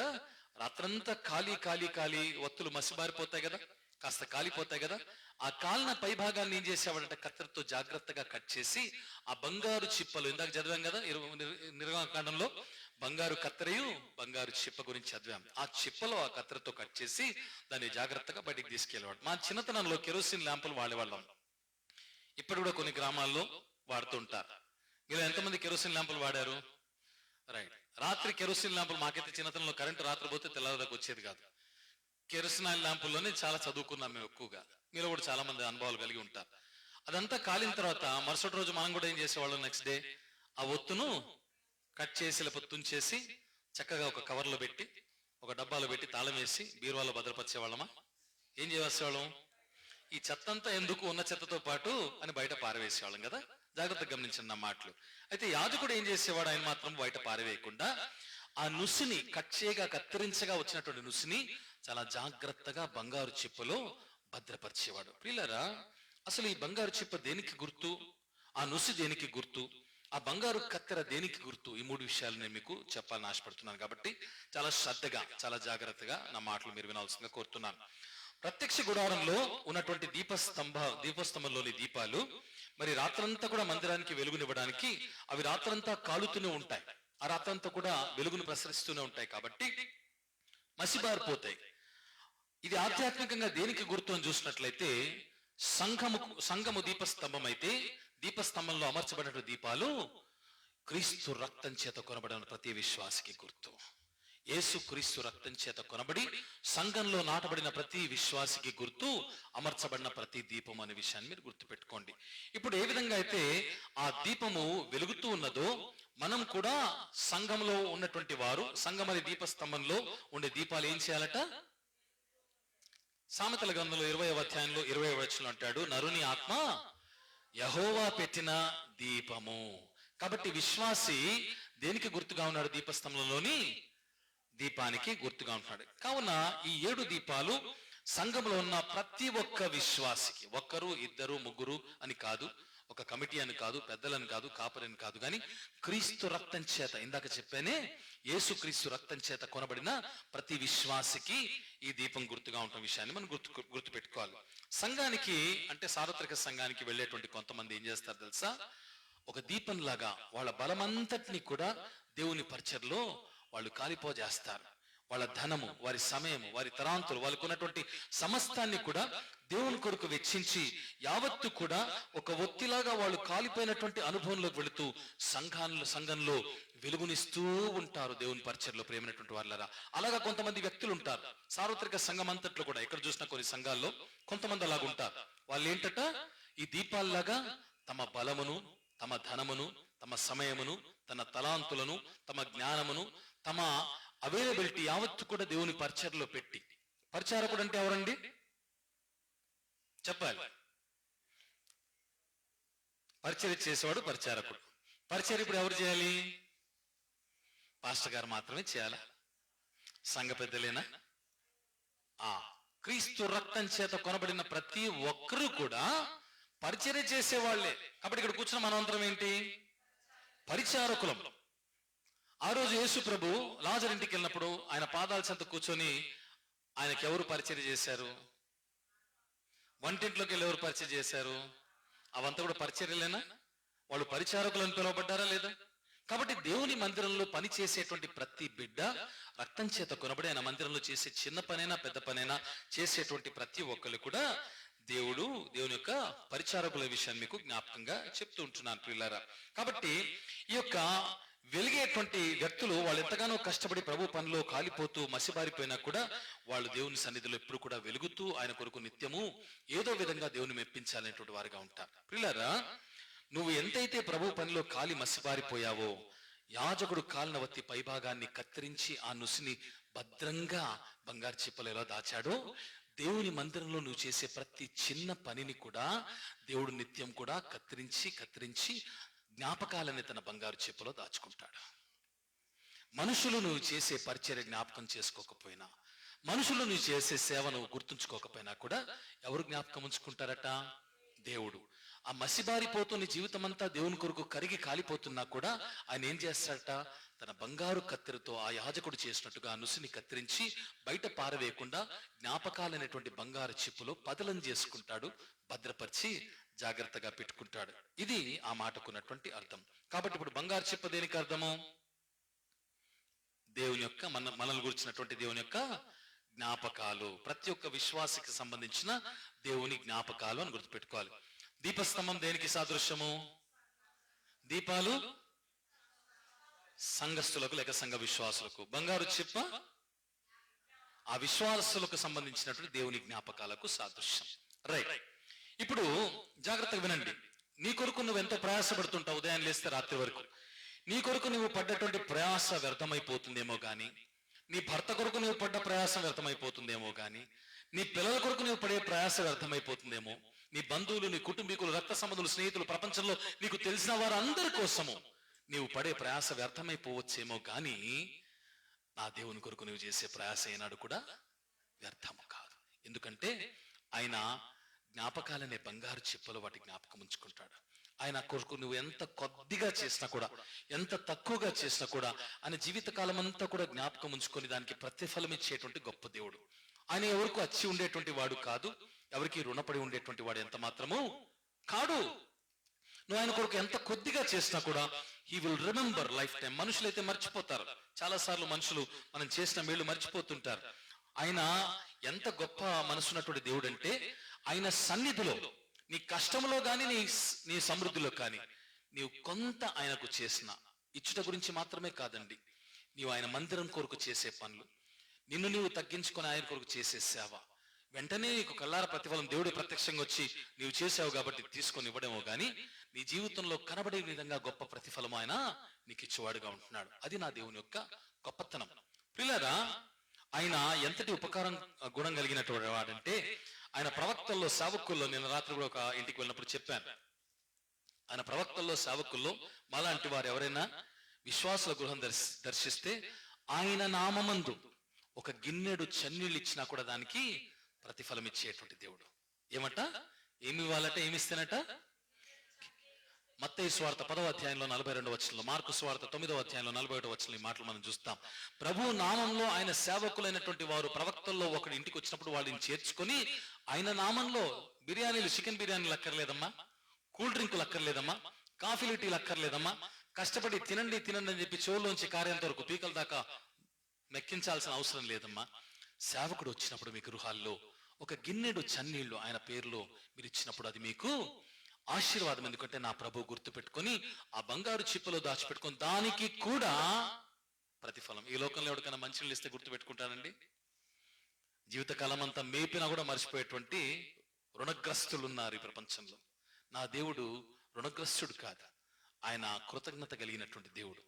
ఆయన మనకు కృతజ్ఞత నేర్పువాడు, కృతజ్ఞత పాటించేవాడు. ఆయన నిత్యము మనం చేసే ప్రతి పని కూడా మనం జ్ఞాపకం ఉంచుకుంటాడు. మన భర్తలకు మనం ఎంతో ప్రయాసపడతాం. ఉదయం లేసే టిఫిన్ డబ్బాలు కట్టించడం దగ్గర నుంచి బ్రేక్ఫాస్టులు, లంచులు, డిన్నర్ల వరకు, బట్టలు ఇస్త్రీలు చేయడం వరకు, ఉతకడం వరకు అన్ని చేస్తాం. అన్ని బాగుంటే నీ భర్త నిన్ను డార్లింగ్ అంటాడేమో. కూరలో కొంచెం కారం ఎక్కువైనా ఉప్పు తక్కువైనా డార్లింగ్ కాదు కదా, తంతే ఫర్లాంగ్ దూరం పడతాం కదా. భర్తలకు చేసేటువంటి ప్రయాస వ్యర్థమైపోవచ్చేమో గాని నా దేవుని కొరకు నువ్వు చేసే ప్రయాస ఏనాడు కూడా వ్యర్థము కాదు. మందిరంలో ఒక కుర్చీ వేసిన, ఒక చీపురు కట్టెత్తిన, ఒక కసు ఊడ్చిన, ఒక చెత్త బయట పారవేసిన, ఒక నీళ్ల క్యాను మోసిన, ఒక ఆహారం పంచిపెట్టిన, దేవుని మందిరం అనించి నా దేవుని మందిరంలో నేను వాడబడాలని ఆశతో ఏదైతే చేస్తావో అప్పుడు దానికి తగినటువంటి ప్రతిఫలం ఇస్తాడు. ఎందుకంటే ఎవరు గుర్తు పెట్టుకుంటారు? నా యేసయ్య గుర్తు పెట్టుకుంటాడు. ఎలా గుర్తు పెట్టుకుంటాడు? ఎక్కడ దాచుకుంటాడు? అవన్నీ జ్ఞాపకాలనే బంగారు చెప్పులో దాచుకుంటాడు. కొరింథీ పత్రికలో 15వ అధ్యాయంలో 58వ వచనం, మొదటి కొరింథీ 15:58లో అపోస్తలుడైన పౌలు ఒక మాట్లాడాడు, మీ ప్రయాసము ప్రభువునందు వ్యర్థము కాదని ఎరిగి స్థిరులను కదలని వారునై ఉండి ఎప్పటికీ నీ ప్రభు కార్యాభివృద్ధి యందు ఆసక్తులనై ఉండడంటాడు. ఎప్పటికీ అంటే జీవితకాలం అంతా కూడా ఎప్పటికీ కూడా ప్రయాస ఎవరి కోసం పడాలట? ప్రభు. స్థిరులను కదలని వారే దేవుని కొరకు చేసే ప్రయాసలో మీరు ఎప్పటికీ కూడా ఆసక్తి కలిగి ఉండాలి. ఆసక్తి నశించిపోకూడదు, ఆసక్తి మాంద్యం కాకూడదు విషయాన్ని జ్ఞాపకం చేస్తుంటున్నారు. ఒక మనిషి కొరకు మరో మనిషి పడిన ప్రయాస వ్యర్థమైపోతుందేమో కానీ దేవుని కొరకు మనిషి పడే ప్రయాస అయినాడు కూడా వ్యర్థము కానే కాదు. నా జీవితంలో కూడా అనేక మంది కొరకు ప్రయాసపడ్డాను. చాలాసార్లు నా స్వభావం ఎలాగ ఉండేదంటే ఇప్పుడు కూడా దాదాపుగా అలాగే ఉంటుంది అనుకోండి. ఆ విషయంలో చాలా పెద్దగా మారలేదు. నేను మనుషుల్ని సంతోష పెట్టవాలనని నా ఇష్టాలను కూడా త్యాగం చేసుకొని చాలాసార్లు వాళ్ళ ముఖంలో చిరునవ్వు చూడడం కొరకు I went out of the way to please people. నా రక్త సంబంధులు, నా బంధువులు, నా స్నేహితులు, వారందరిలో కూడా చాలా సార్లు విరివిగా నాకున్నా లేకున్నా, నా కుటుంబానికి ఉన్నా లేకున్నా ధారాళంగా చేశాను, మనసంతటితో చేశాను. ఎందుకంటే వాళ్ళు సంతోషిస్తే నేను సంతోషించేవాడిని, వాళ్ళు తింటుంటే నేను ఆనందించేవాడిని. కడుపారా పెట్టాను, రకరకాలు కొనిచ్చాను, ఎంతో ఖర్చు పెట్టాను, ఎన్నో వాళ్ళకున్న ప్రతి అవసరంలో పరిగెత్తుకొని వెళ్ళాను, నా అనుకుంటూ తాపత్రయపడ్డాను, ఎన్నో చేశాను. మనుషులు మర్చిపోయారేమో కానీ నా 25 సంవత్సరాల సేవా జీవితంలో నా దేవుని కొరకు నేను చేసిన కొద్దిపాటి సేవ కూడా నా దేవుడు జ్ఞాపకం చేసుకుని నాకు ప్రతిఫలం ఇస్తున్నాడు. అది ఆయన గొప్పతనం. మనుషులు మర్చిపోవచ్చు నీ ప్రయాస, దేవుడు మాత్రము మర్చిపోడు. ఎందుకంటే నా దేవుడు నన్ను గురించినటువంటి జ్ఞాపకాలన్నీ కూడా ఎక్కడ భద్రపరిచాడు? బంగారు చెప్పలో, జ్ఞాపకాలైనటువంటి బంగారు చెప్పలో భద్రపరిచాడు నా ప్రియమైనటువంటి వాళ్ళ. కాబట్టి ఆయన కొరకు ఎంత కొద్దిగా చేసినా కూడా అనేక రెట్ల ప్రతిఫలం ఆయన ఇచ్చేవాడుగా ఉంటున్నాడు. బైబిల్లో నుండి ఈ యొక్క ఉదయకాలన 2 వ్యక్తుల గురించి నేను మీకు చెప్పి వీలైనంత త్వరగా ముగిస్తాను. ఏమన్నానండి? వీలైనంత చివరి మాట అంటే త్వరగా ముగిస్తానని గ్యారంటీ కాదు, వీలైనంత త్వరగా ముగిస్తాను. కాబట్టి వాక్యము, ఎంతమంది ఇంతవరకు వాక్యం ఫాలో అవుతున్నారు? ఎంతమందికి అర్థమవుతోంది? రైట్, దేవుని స్తోత్రం. కాబట్టి శ్రద్ధగా వింటుండండి, గొప్ప సంగతులు చెప్తాను. పరిశుద్ధ గ్రంథంలో 2 వ్యక్తుల గురించి ఇదే నేను మీకు చెప్పాలని ఆశపడుతుంటున్నాను. మొదటి వ్యక్తి పేరు హిజ్కియా. ఎంతమందికి తెలుసు హిజ్కియా గురించి? రైట్. ఈ హిజ్కియా దేనికి ఫేమస్ బైబిల్లో? 15 సంవత్సరాలు దేవుణ్ణి అడిగి మరీ సంపాదించుకున్నాడు. 15 సంవత్సరాల ఆయుష్ కాలాన్ని సంపాదించుకున్నాడు. ఈ హిజ్కియా గురించి కొన్ని మాటలు చెప్తాను. ముందుగా మొదటి వ్యక్తి రాజైనటువంటి హిజ్కియా. ఎవరైనా చూస్తే 25 సంవత్సరాల యవ్వన ప్రాయములో, ఎన్ని సంవత్సరాల వయసు అండి? బాగా గుర్తుపెట్టుకోవాలి ఇవన్నీ కూడా. చిన్నపిల్లల్ని మెమరీ వర్స్లు అడిగినట్టు ఒకనాటి టక్కని మిమ్మల్ని అడుగుతాను ఎప్పుడైనా. హిజ్కియా 25 సంవత్సరాల యవ్వన ప్రాయంలో యూదా ప్రజలకు రాజుగా పట్టాభిషేకం చేయబడ్డాడు. యూదా నేలేటువంటి రాజుల్లో ఒక రాజుగా ఉన్నాడు. అయితే ఈయన 14 సంవత్సరాలు రాజుగా ఏలుబడి చేసిన తర్వాత ఆయన 39వ సంవత్సరంలో 39వ ఏట ఆయనకు బ్యూబానిక్ ప్లేగ్ అనేటువంటి వ్యాధి వచ్చింది. ఏం ప్లేగు? బ్యూబానిక్ ప్లేగ్. తెలుగులో చెప్పాలంటే బొబ్బల వ్యాధి అంటారు. ఆ కాలంలో హిజ్కియా దినముల్లో ఈ బ్యూబానిక్ ప్లేగ్, ఈ వ్యాధి రావడం వల్ల దాదాపుగా వారికి శత్రువులైనటువంటి అష్షూరు రాజ్యం యొక్క సైనికులంతా కూడా సైన్యం సుమారుగా మట్టు పెట్టబడింది. ఎందుకంటే ఆ వ్యాధి అంత భయంకరమైంది, ఇంకా దానికి తిరుగులేదు, మరణమే. ఆ మరణకరమైనటువంటి వ్యాధి హిజ్కియాకు వచ్చింది. ఎలాంటి వ్యాధి అంటే ఆయన వీపులో పిడికిలు బిగిస్తే ఎంత ఉంటుందో తాటికాయంత ఒక పెద్ద బొబ్బ వచ్చింది. ఆ బొబ్బలో ఇంతింత పురుగులు. దివారాత్రము ఆ పురుగులు ఆయన మాంసాన్ని తొలిసి తింటూ ఉంటే పగలనక రాత్రనక హిజ్కియా నెప్పితో వేదంతో విలవిలలాడుతూ అబ్బా అబ్బా అని కేకలు వేస్తూ ఉండేవాడంట. ఉపశమనం లేనటువంటి బ్రతుకు, చచ్చిపోతే బాగుండనుకున్నటువంటి బ్రతుకు. ఆ నెప్పిలో, ఆ బాధలో ఆయన ఉండగా ఆ కాలంలో, ఆ దినముల్లో, ఆ సమయంలో ఉన్నటువంటి ఒక గొప్ప ప్రవక్త, ఆయన పేరేంటంటే యెషయా ప్రవక్త. ఆ యెషయా ప్రవక్త దేవుని చేత నడిపించబడి ప్రవక్తను దేవుడు హిజ్కియా దగ్గర పంపించి ఇలాగూ చెప్పు, ఇదిగో నీవు మరణించబోతున్నావయ్యా, ఇక నీ దినములు సమాప్తమయ్యాయి, కాబట్టి నీ ఇల్లు చక్కబెట్టుకోమని చెప్పమని పంపించాడు యెషయాని. ఎవరు పంపించారు? దేవుడు పంపించాడు. ఎక్కడికి పంపించాడు? హిజ్కియా దగ్గరికి. నీవు చచ్చిపోతావు, ఇంకా నీ టైం అయిపోయింది, నువ్వెంత ఆశించినా కూడా బ్రతికేటువంటి పరిస్థితులు లేవు, కాబట్టి నువ్వు చచ్చిపోక ముందు నీ బ్రతుకు దినములు కొన్నే గనుక నీ ఇంటిని చక్కబెట్టుకోమని చెప్పాడు. చెప్పి ప్రవక్త తన మానాన వెళ్ళిపోయాడు. ప్రవక్త అటు వెళ్ళగానే రాజైనటువంటి హిజ్కియా గోడ వైపునకు అభిముఖుడై మోకాళ్ళు వేసి ఒక ప్రార్థన చేశాడు. ఆ ప్రార్థన ఏంటో తెలుసా? నా దేవా యెహోవా, నేను యథార్థ హృదయుడనై నీ సన్నిధిని ఎట్టు నడుచుకుంటునో, నీ దృష్టికి అనుకూలముగా సమస్తమును ఎలాగూ జరిగించుతునో కృపతో ఒక్కసారి జ్ఞాపకం చేసుకో తండ్రి అని ప్రార్థన చేశాడు. ఏం ప్రార్థన చేశాడట? నా దేవా యెహోవా, నేను యథార్థ హృదయుడనై నీ సన్నిధిని ఎట్లా నడుచుకుంటునో, నీ దృష్టికి అనుకూలముగా సమస్తమును నేను ఎట్లు జరిగించుతునో కృపతో జ్ఞాపకం చేసుకోయ్యా అని చెప్పి ప్రార్థన చేశాడు. ఒక చిన్న ప్రార్థన చేశాడు. సత్యముతో దేవుని సన్నిధిలో ఆయన ఏ విధంగా నడుచుకున్నాడో, యథార్థతతో ఏ విధంగా నడుచుకున్నాడో దేవుణ్ణి జ్ఞాపకం చేసుకోమని కన్నీళ్లు విడిచుచు అక్కడ హిజ్కియా రాజు ప్రార్థన చేశాడని వాక్యం చెప్తుంది. అయితే ఒక్క మాటలో అని చెప్పాలంటే, మనం ఇంతవరకు ధ్యానించినటువంటి వాక్యపు భాషలో చెప్పాలంటే, దేవా నా బ్రతుకు దినముల్లో నేను ఏ విధంగా అయితే నీ కొరకు బ్రతికానో, ఏ విధంగా అయితే నిన్ను సేవించానో, నీ బంగారు చిప్పలోని జ్ఞాపకాలను ఒకసారి తెరిచి చూచి జ్ఞాపకం చేసుకోయా అని ఆయన ప్రార్థన చేస్తుంటాడు. దాని ఆంతర్యము అదే ఉంటుందని నేను అనుకుంటున్నాను. ఇప్పుడు నేను రోగినయ్యా, బ్రతకడానికి ఆశ ఉన్నా కూడా బ్రతకలేని స్థితిలో ఉంటున్నాను, జీవన్ మరణాల మధ్యన కొట్టుమిట్టాడుతున్నాను. నేను నిన్ను కోరేది ఏంటంటే, ఈ వ్యాధి నాకు రాక ముందు దినముల్లో యవ్వన బలము నాలో ఉండగా, శక్తి నాలో ఉండగా, ఆరోగ్యము నాలో ఉండగా, నా యవ్వన కాలంలో నేను నీ కొరకు ఎలా బ్రతికాను, యవ్వనస్తులారా మీరు ప్రత్యేకంగా జాగ్రత్తగా వినండి. నా యవ్వన కాలంలో నేను నీ కొరకు ఎలా బ్రతికాను, నా యవ్వన బలమంతా కూడా నీ కొరకు ఎలా వాడాను, నీ కొరకు ఏ విధంగా నా జీవితాన్ని పవిత్రంగా లోబర్చుకొని బ్రతికానో ఒక్కసారి ఆ బంగారు చిప్పను తెరిచి చూచి జ్ఞాపకం చేసుకోయా అని ప్రార్థన చేశాడు. 2వ రాజుల గ్రంథంలో 20వ అధ్యాయంలో 3వ వచనంలోను, యెషయా 38వ అధ్యాయంలో 3వ వచనంలోను ఈ వాక్య భాగాలు మనకు కనిపిస్తాయి. ఆ విధంగా అతడు ప్రార్థన చేశాడు. ప్రియ దేవుని బిడ్డలారా, మీకు నాకు ఎప్పుడైనా కానీ కష్టం కలిగినప్పుడు మనం ఎలాంటి ప్రార్థన చేసే స్థాయికి రావాలో తెలుసా? జాగ్రత్తగా గమనించండి. కష్టాలు రాని వాళ్ళు ఎవరైనా ఇక్కడ ఉన్నారా? అందరికీ కష్టాలు వచ్చాయి, వస్తూనే ఉంటాయి. అది జీవితం యొక్క విధానం.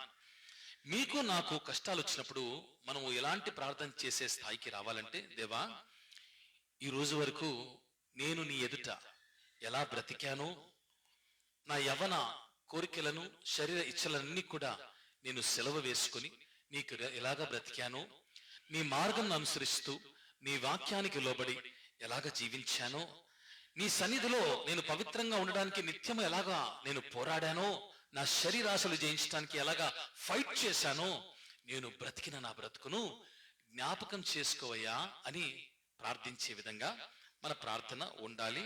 ఆ విధంగా ఆ స్థాయికి మన ప్రార్థన రావాలి. అయితే దేవుని కొరకు మనం పడినటువంటి ప్రయాసం జ్ఞాపకం చేసుకొని, ఆయన కొరకు వెలిగిన బ్రతుకును జ్ఞాపకం చేసుకో తండ్రి అని ప్రార్థించే స్థాయికి ఎందుకు మనం రాలేమో తెలుసా ప్రియులారా? మనం ఎందుకు ఆ స్థాయికి రాలేమంటే, మనము ఎప్పుడైనా మోకాళ్ళు వేసి ప్రార్థన చేయడానికి ఉపక్రమించగానే మనం గుర్తించి వెంటి, దేవా ఎన్నిసార్లు నీ మాటకు అవిధేయుడనయ్యానో, ఎన్నిసార్లు చేయకూడని పాపాలు చేశానో, ఎన్నిసార్లు నీ సేవకుడి ద్వారా నీవు హెచ్చరించిన బలహీనతలో పడ్డానో, చేయకూడని పనులు చేయవద్దు అంటున్నా కూడా పదే పదే చేశాను, ఎన్నిసార్లు మాటి మాటికి పదే పదే నీ గాయాలు నా దుష్టక్రియల వల్ల రేపాను, నా యవ్వన బలమంతా కూడా అపవిత్రమైన పనులు చేయటానికి, నా శక్తి అంతా కూడా అపవిత్రమైన మాటలు ముసలమ్మ ముచ్చట్ల కొరకు వినటానికి మాట్లాడడానికి ఏ విధంగా వాడాను, నా బ్రతుకంతా కూడా దౌర్భాగ్యమైన స్థితిలో ఎలాగో జీవించానో జ్ఞాపకం చేసుకునేటువంటి దమ్ము ధైర్యము గాని మనకుందా ప్రియులారా? లేదు. ఎందుకంటే మన బ్రతుకంతా ఇదే. ఎంతకాలం మట్టుకు ఇలాగుంటాం? ఎంతవరకు మన జీవితాలు అలాగుంటాయి? ఆయన సన్నిధిలో హిజ్కియా వలె ప్రార్థించలేనటువంటి జీవితాలు ఎంతవరకు? ప్రభువా నన్ను క్షమించు, లార్డ్ ఫర్గివ్ మీ, దేవా నన్ను క్షమించు. నిత్యం ఇదే ప్రార్థన. ఇక మీదట అలా ఉండకూడదు. ఈ 2024వ సంవత్సరంలో ఆయన సన్నిధిలో మనం మోకరించి ప్రార్థన చేసేటప్పుడు, ప్రభువా ఈ సంవత్సరం అంతా కూడా నేను ఏ విధంగా పవిత్రంగా నీ కొరకు జన్మించాను, యథార్థ హృదయుడైన ఈ సత్యముతో నీ సన్నిధిని నేను ఎట్లా నడుచుకున్నానో జ్ఞాపకం చేసుకోయ్యా. నీ కొరకు నేను ఎలా ప్రయాసపడ్డానో, మనుషులు ఏమనుకున్నా నా బలాన్ని నీ కొరకు ఎలా వాడానో, ఎవరేమనుకున్నా కానీ నీ మందిరంలో నీ కొరకు ఎలా పవిత్రంగా వెలిగానో ఒకసారి జ్ఞాపకం చేసుకో. ఆ జ్ఞాపకాలనే బంగారు చిప్ప తెరిచి జ్ఞాపకం చేసుకోయ్యా అని ప్రార్థించేటువంటి స్థాయికి మన సంఘము ఎదుగును గాక. నమ్మిన వారంతా కూడా ఒకసారి హల్లెలూయా చెప్పండి. ప్రియులారా, దేవుని సన్నిధిలో హిజ్కియా స్థాయికి రావాలంటే హిజ్కియా వలె మన జీవితాలు ఉండాలనే విషయం మనం జ్ఞాపకం చేసుకోవాలి. ఒక మాట అన్నాడు ప్రార్థనలో, నీ సన్నిధిలో యథార్థ హృదయుడనై సత్యముతో నేనెట్లు నడుచుకుంటునో జ్ఞాపకం చేసుకున్నాడు. ఏం చేశాడు ఇంతకీ? జ్ఞాపకం చేసుకోమనడానికి ఆయన సన్నిధిలో యెషయా ఏం చేశాడని చూసినట్లయితే 2వ దినవృత్తాంతముల గ్రంథంలో 29వ అధ్యాయంలో 3వ వచనంలో 2 Chronicles chapter 29 verse 3 లో మనం చూసినప్పుడు జాగ్రత్తగా గమనించండి. 25 సంవత్సరాల ప్రాయంలో హిజ్కియా రాజుగా పట్టాభిషేకం చేయబడినటువంటి మొదటి సంవత్సరము మొదటి నెల ఆయన ఎక్కడికి వెళ్ళాడట? దేవుని మందిరానికి వెళ్ళి ఆ దేవుని తలుపులు తెరిచి వాటిని బాగు చేశాను అని చూస్తాం. అతడు ఏం చేశాడట? మొదటి నెలలో మొదటి సంవత్సరం మొట్టమొదటిగా చేసిన పని ఏంటట? యెహోవా మందిరానికి వెళ్ళి ఆ మందిరపు తలుపులు తెరిచి వాటిని బాగు చేశాడు. ఈ మాటలు అండర్లైన్ చేసుకుని గుర్తుపెట్టుకోండి. రాజుగా పట్టాభిషేకం చేయబడిన తర్వాత మొట్టమొదటిగా ఆయన చేసిన పని ఏంటట? ఎక్కడికి వెళ్ళాడు? తిన్నగా యెహోవా మందిరానికి వెళ్ళాడు. ఆయన మందిరానికి వెళ్ళి ఆ మందిరానికి వెళ్ళి దాని తలుపులు తీసి అంతవరకు పాడైపోయినటువంటి ఆ దేవుని మందిరపు తలుపులను బాగు చేశాడు అనేటువంటి మాట మనం చూస్తుంటున్నాం. కాబట్టి అతను ప్రార్థన చేసినప్పుడు అతని మనసులో ఇలాగ అనుకుని ఉండవచ్చు, దేవా నీ మందిరము పాడైపోయినప్పుడు నేను మౌనంగా ఉండలేదు కదా, నీళ్ళు పాడైపోయినప్పుడు నేను మౌనంగా ఉండకుండా నేను వెళ్ళి నీ ఇంటిని బాగు చేశాను కదా, కాబట్టి ఇప్పుడు నా పరిస్థితిని బట్టి నువ్వు మౌనంగా ఉండకుండా నేను నీ ఇంటిని బాగు చేసినట్లుగా నీవు కూడా నా ఒంటిని బాగు చేయ. హిజ్కియా ఏం చేశాడు ఆ ప్రతిఫలం ఆశించడానికి? దేవుని ఇంటిని బాగు చేశాడు, దేవుని మందిరపు ద్వారాలు బాగు చేశాడు. కాబట్టి ఇప్పుడు నా ఒంటిని నువ్వు బాగు చేయ్యా, అడగటానికి నాకు అర్హత ఉన్నది కాబట్టి నీ పాదాలు బట్టి అడుగుచున్నానయ్యా అని కన్నీళ్లతో బ్రతిమలాడినట్టుగా చూస్తుంటున్నాం. ఒక చిన్న ప్రార్థన అంతే. ఆ చిన్న ప్రార్థన ఎవరు విన్నారు? సార్వభౌముడైన దేవుడు విన్నాడు. విని మరలా యెషయాను పంపించి అంటాడు, హిజ్కియా నేను నీ కన్నీళ్లు విడిచుట చూచాను, నీ ప్రార్థన ఆలకించాను. ఇదిగో నేను నిన్ను స్వస్థపరిచి 15 సంవత్సరాలు నీకు దేవునికి స్తోత్రం కలుగును గాక. హిజ్కియా చేసిన ప్రార్థన బట్టి ఆయన స్వస్థపరచబడలేదు కానీ ఆయన చేసిన ప్రార్థనలో దేవుని కొరకు ఆయన ఎలా బ్రతికాడు, ఏం చేశాడు, ఒక్కసారి ఆ బంగారు చిప్పలో నన్ను గుర్చిన జ్ఞాపకాలు నువ్వు ఒకసారి తెరిచి చూడయ్యా. నీ కొరకు కాలుతూ కాలుతూ మసిబారిపోయి నుసిగా మిగిలినటువంటి నా జీవితంలోని గతమును జ్ఞాపకం చేసుకొని నాయనా నీ చిత్తమైతే నాకు మేలు చేయమని చెప్పి అతడు ప్రార్థన చేసినట్టుగా చూస్తున్నాం. కాబట్టి దేవుని ప్రియబిడ్డలారా జాగ్రత్తగా నా మాటలు దేకాలన వినండి.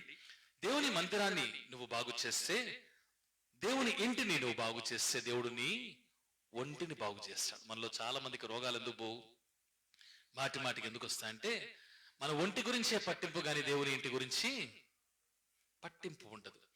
దేవుని ఇంటిని ఎవడు పట్టించుకోవాలి? నక్షత్రాలు అన్నాడు కాబట్టి దీపస్తంభాలు అయితే కిందే ఉంటాయి, నక్షత్రాలు పైన ఉంటాయి కాబట్టి పైన ఉండేటువంటి వాడు అంటే ఎవడు? స్టేజ్ మీద ఉండేటువంటి వీడు పట్టించుకోవాలి. దేవుని ఇంటి పని ఎవరు చూసుకోవాలి చెప్పాలి? వారమంతా కూడా ఎవరు చూసుకోవాలి? నీళ్లు లేకున్నా పాస్టర్ గారే చూసుకోవాలి, ప్లాస్టిక్ గ్లాస్ లేకున్నా పాస్టర్ గారు చూసుకోవాలి, ప్లేట్లు అయిపోయినా పాస్టర్ గారు చూసుకోవాలి, పొరకలు ఊడ్చి అరిగిపోయిన పాస్టర్ గారే చూసుకోవాలి, ఇంకేమైనా లేకపోతే పాస్టర్ గారు చూసుకోవాలి, హ్యాండ్ వాష్ లిక్విడ్ అయిపోతే పాస్టర్ గారు చూసుకోవాలి. ఏదున్నా కూడా స్టేజ్ మీదకి యవనస్తులు పిలిపించాలి, డబ్బులు ఇవ్వాలి, తెప్పించాలి. చూడండి రా నాయన అని. మనలో ఎవరైనా కానీ శ్రద్ధ కలిగి, అయ్యా పాస్టర్ గారు ఈ బాధ్యత నేను తీసుకుంటాను, ఈ వారం నుంచి ఈ ఏరియా నాది, ఈ పరిచయం నేను చూసుకుంటాను, ఈ పని నేను చూసుకుంటాను, ఈ పని నేను చేస్తాను. దేవుని ఇంటి పట్ల శ్రద్ధతో చేసేవారు ఎవరైనా ఉన్నారా? లేరు. మనకు ఉదయం లేస్తే వారమంతా మన ఉద్యోగాలు, ఉదయం నుంచి సాయంకాలం వరకు కంపెనీల్లో ఆఫీసుల్లో ఉద్యోగాలు, సాయంత్రం ఇంటికి రాగానే ఇంట్లో ఉద్యోగం. ఇక్కడ దేవుని కొరకు, దేవుని మందిరం కొరకు మనకి టైం ఎక్కడ ఉంటుంది చెప్పండి? కాబట్టి మీరంతా కూడా ఇప్పుడు నాతో కలిసి ఈ మాటలు చెప్పండి.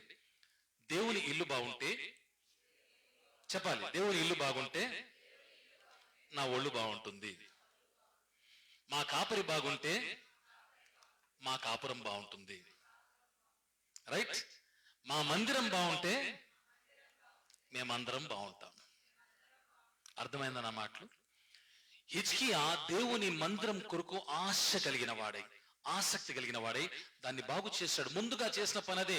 రాజుగా పట్టాభిషేకం చేయబడిన తర్వాత ఆయన వెళ్ళి ముందుగా చేసిన పని అదే. కాబట్టి అతడు ఆశీర్వదించబడి, తన ప్రార్థన ఆలకించబడి, తన ప్రార్థనకు జవాబును 15 సంవత్సరాల ఆయుష్ పొడిగింపు అనేటువంటి గొప్ప ఆశీర్వాదం ద్వారా పొందుకున్నాడు. పిల్లరా, ఎప్పుడైనా గాని యేసయ్యను నమ్ముకొని ఏ వ్యక్తి కూడా చేసే చిన్న పనైనా గాని దేవుడు మర్చిపోయేవాడు కాడు. నీ బిడ్డలను ఆశీర్వదిస్తాడు, నీ కుటుంబాన్ని కడతాడు. ఆయన రుణహీనుడు కాదు, రుణగ్రస్తుడు కాడు, కృతజ్ఞత హీనుడు కానే కాడు. ఆయన ఖచ్చితంగా నువ్వు చేసిన ప్రతి చిన్న పనికి ప్రతిఫలము దయచేవాడు. ఆయన పేరే ప్రతిఫలమిచ్చు దేవుడు అని పేరు. కాబట్టి ఆ గొప్ప దేవుని సన్నిధిని ఉదయకాలన మీకు మాటలు చెప్తున్నాను, జాగ్రత్తగా వినండి. కొన్నిసార్లు యేసయ్య సంఘాన్ని ఎటువంటి వారితో నింపబడుతుందంటే రకరకాల బ్యాక్గ్రౌండ్స్ నుంచి వచ్చేటువంటి వారు, ఆయన రక్తం చేత కొనబడినటువంటి వారు, రకరకాల కుటుంబాల బ్యాక్గ్రౌండ్స్ నుంచి, కొందరు విద్యావంతులు, కొందరు విద్యాహీనులు, కొందరు నిరుపేద కుటుంబాలు, కొందరు సంపన్న కుటుంబాలు, రకరకాల బ్యాక్గ్రౌండ్స్ నుంచి వస్తారు. ఎలాంటి బ్యాక్గ్రౌండ్స్ నుంచి వచ్చినా కూడా ఇక్కడికి వచ్చిన తర్వాత అందరు ఏమైపోతారు? సంఘం అనగా ఎవరిది? ఆ దేవుని సంఘంగా మార్చబడిన తర్వాత, ఆయన రక్తంతో కడగబడిన తర్వాత మన మానసిక ఆలోచన విధానము, మన దృక్పథము, పర్సెప్షన్స్ అన్ని కూడా ఒకే స్థాయిలో, ఒకే లెవెల్లో మారిపోవాలి.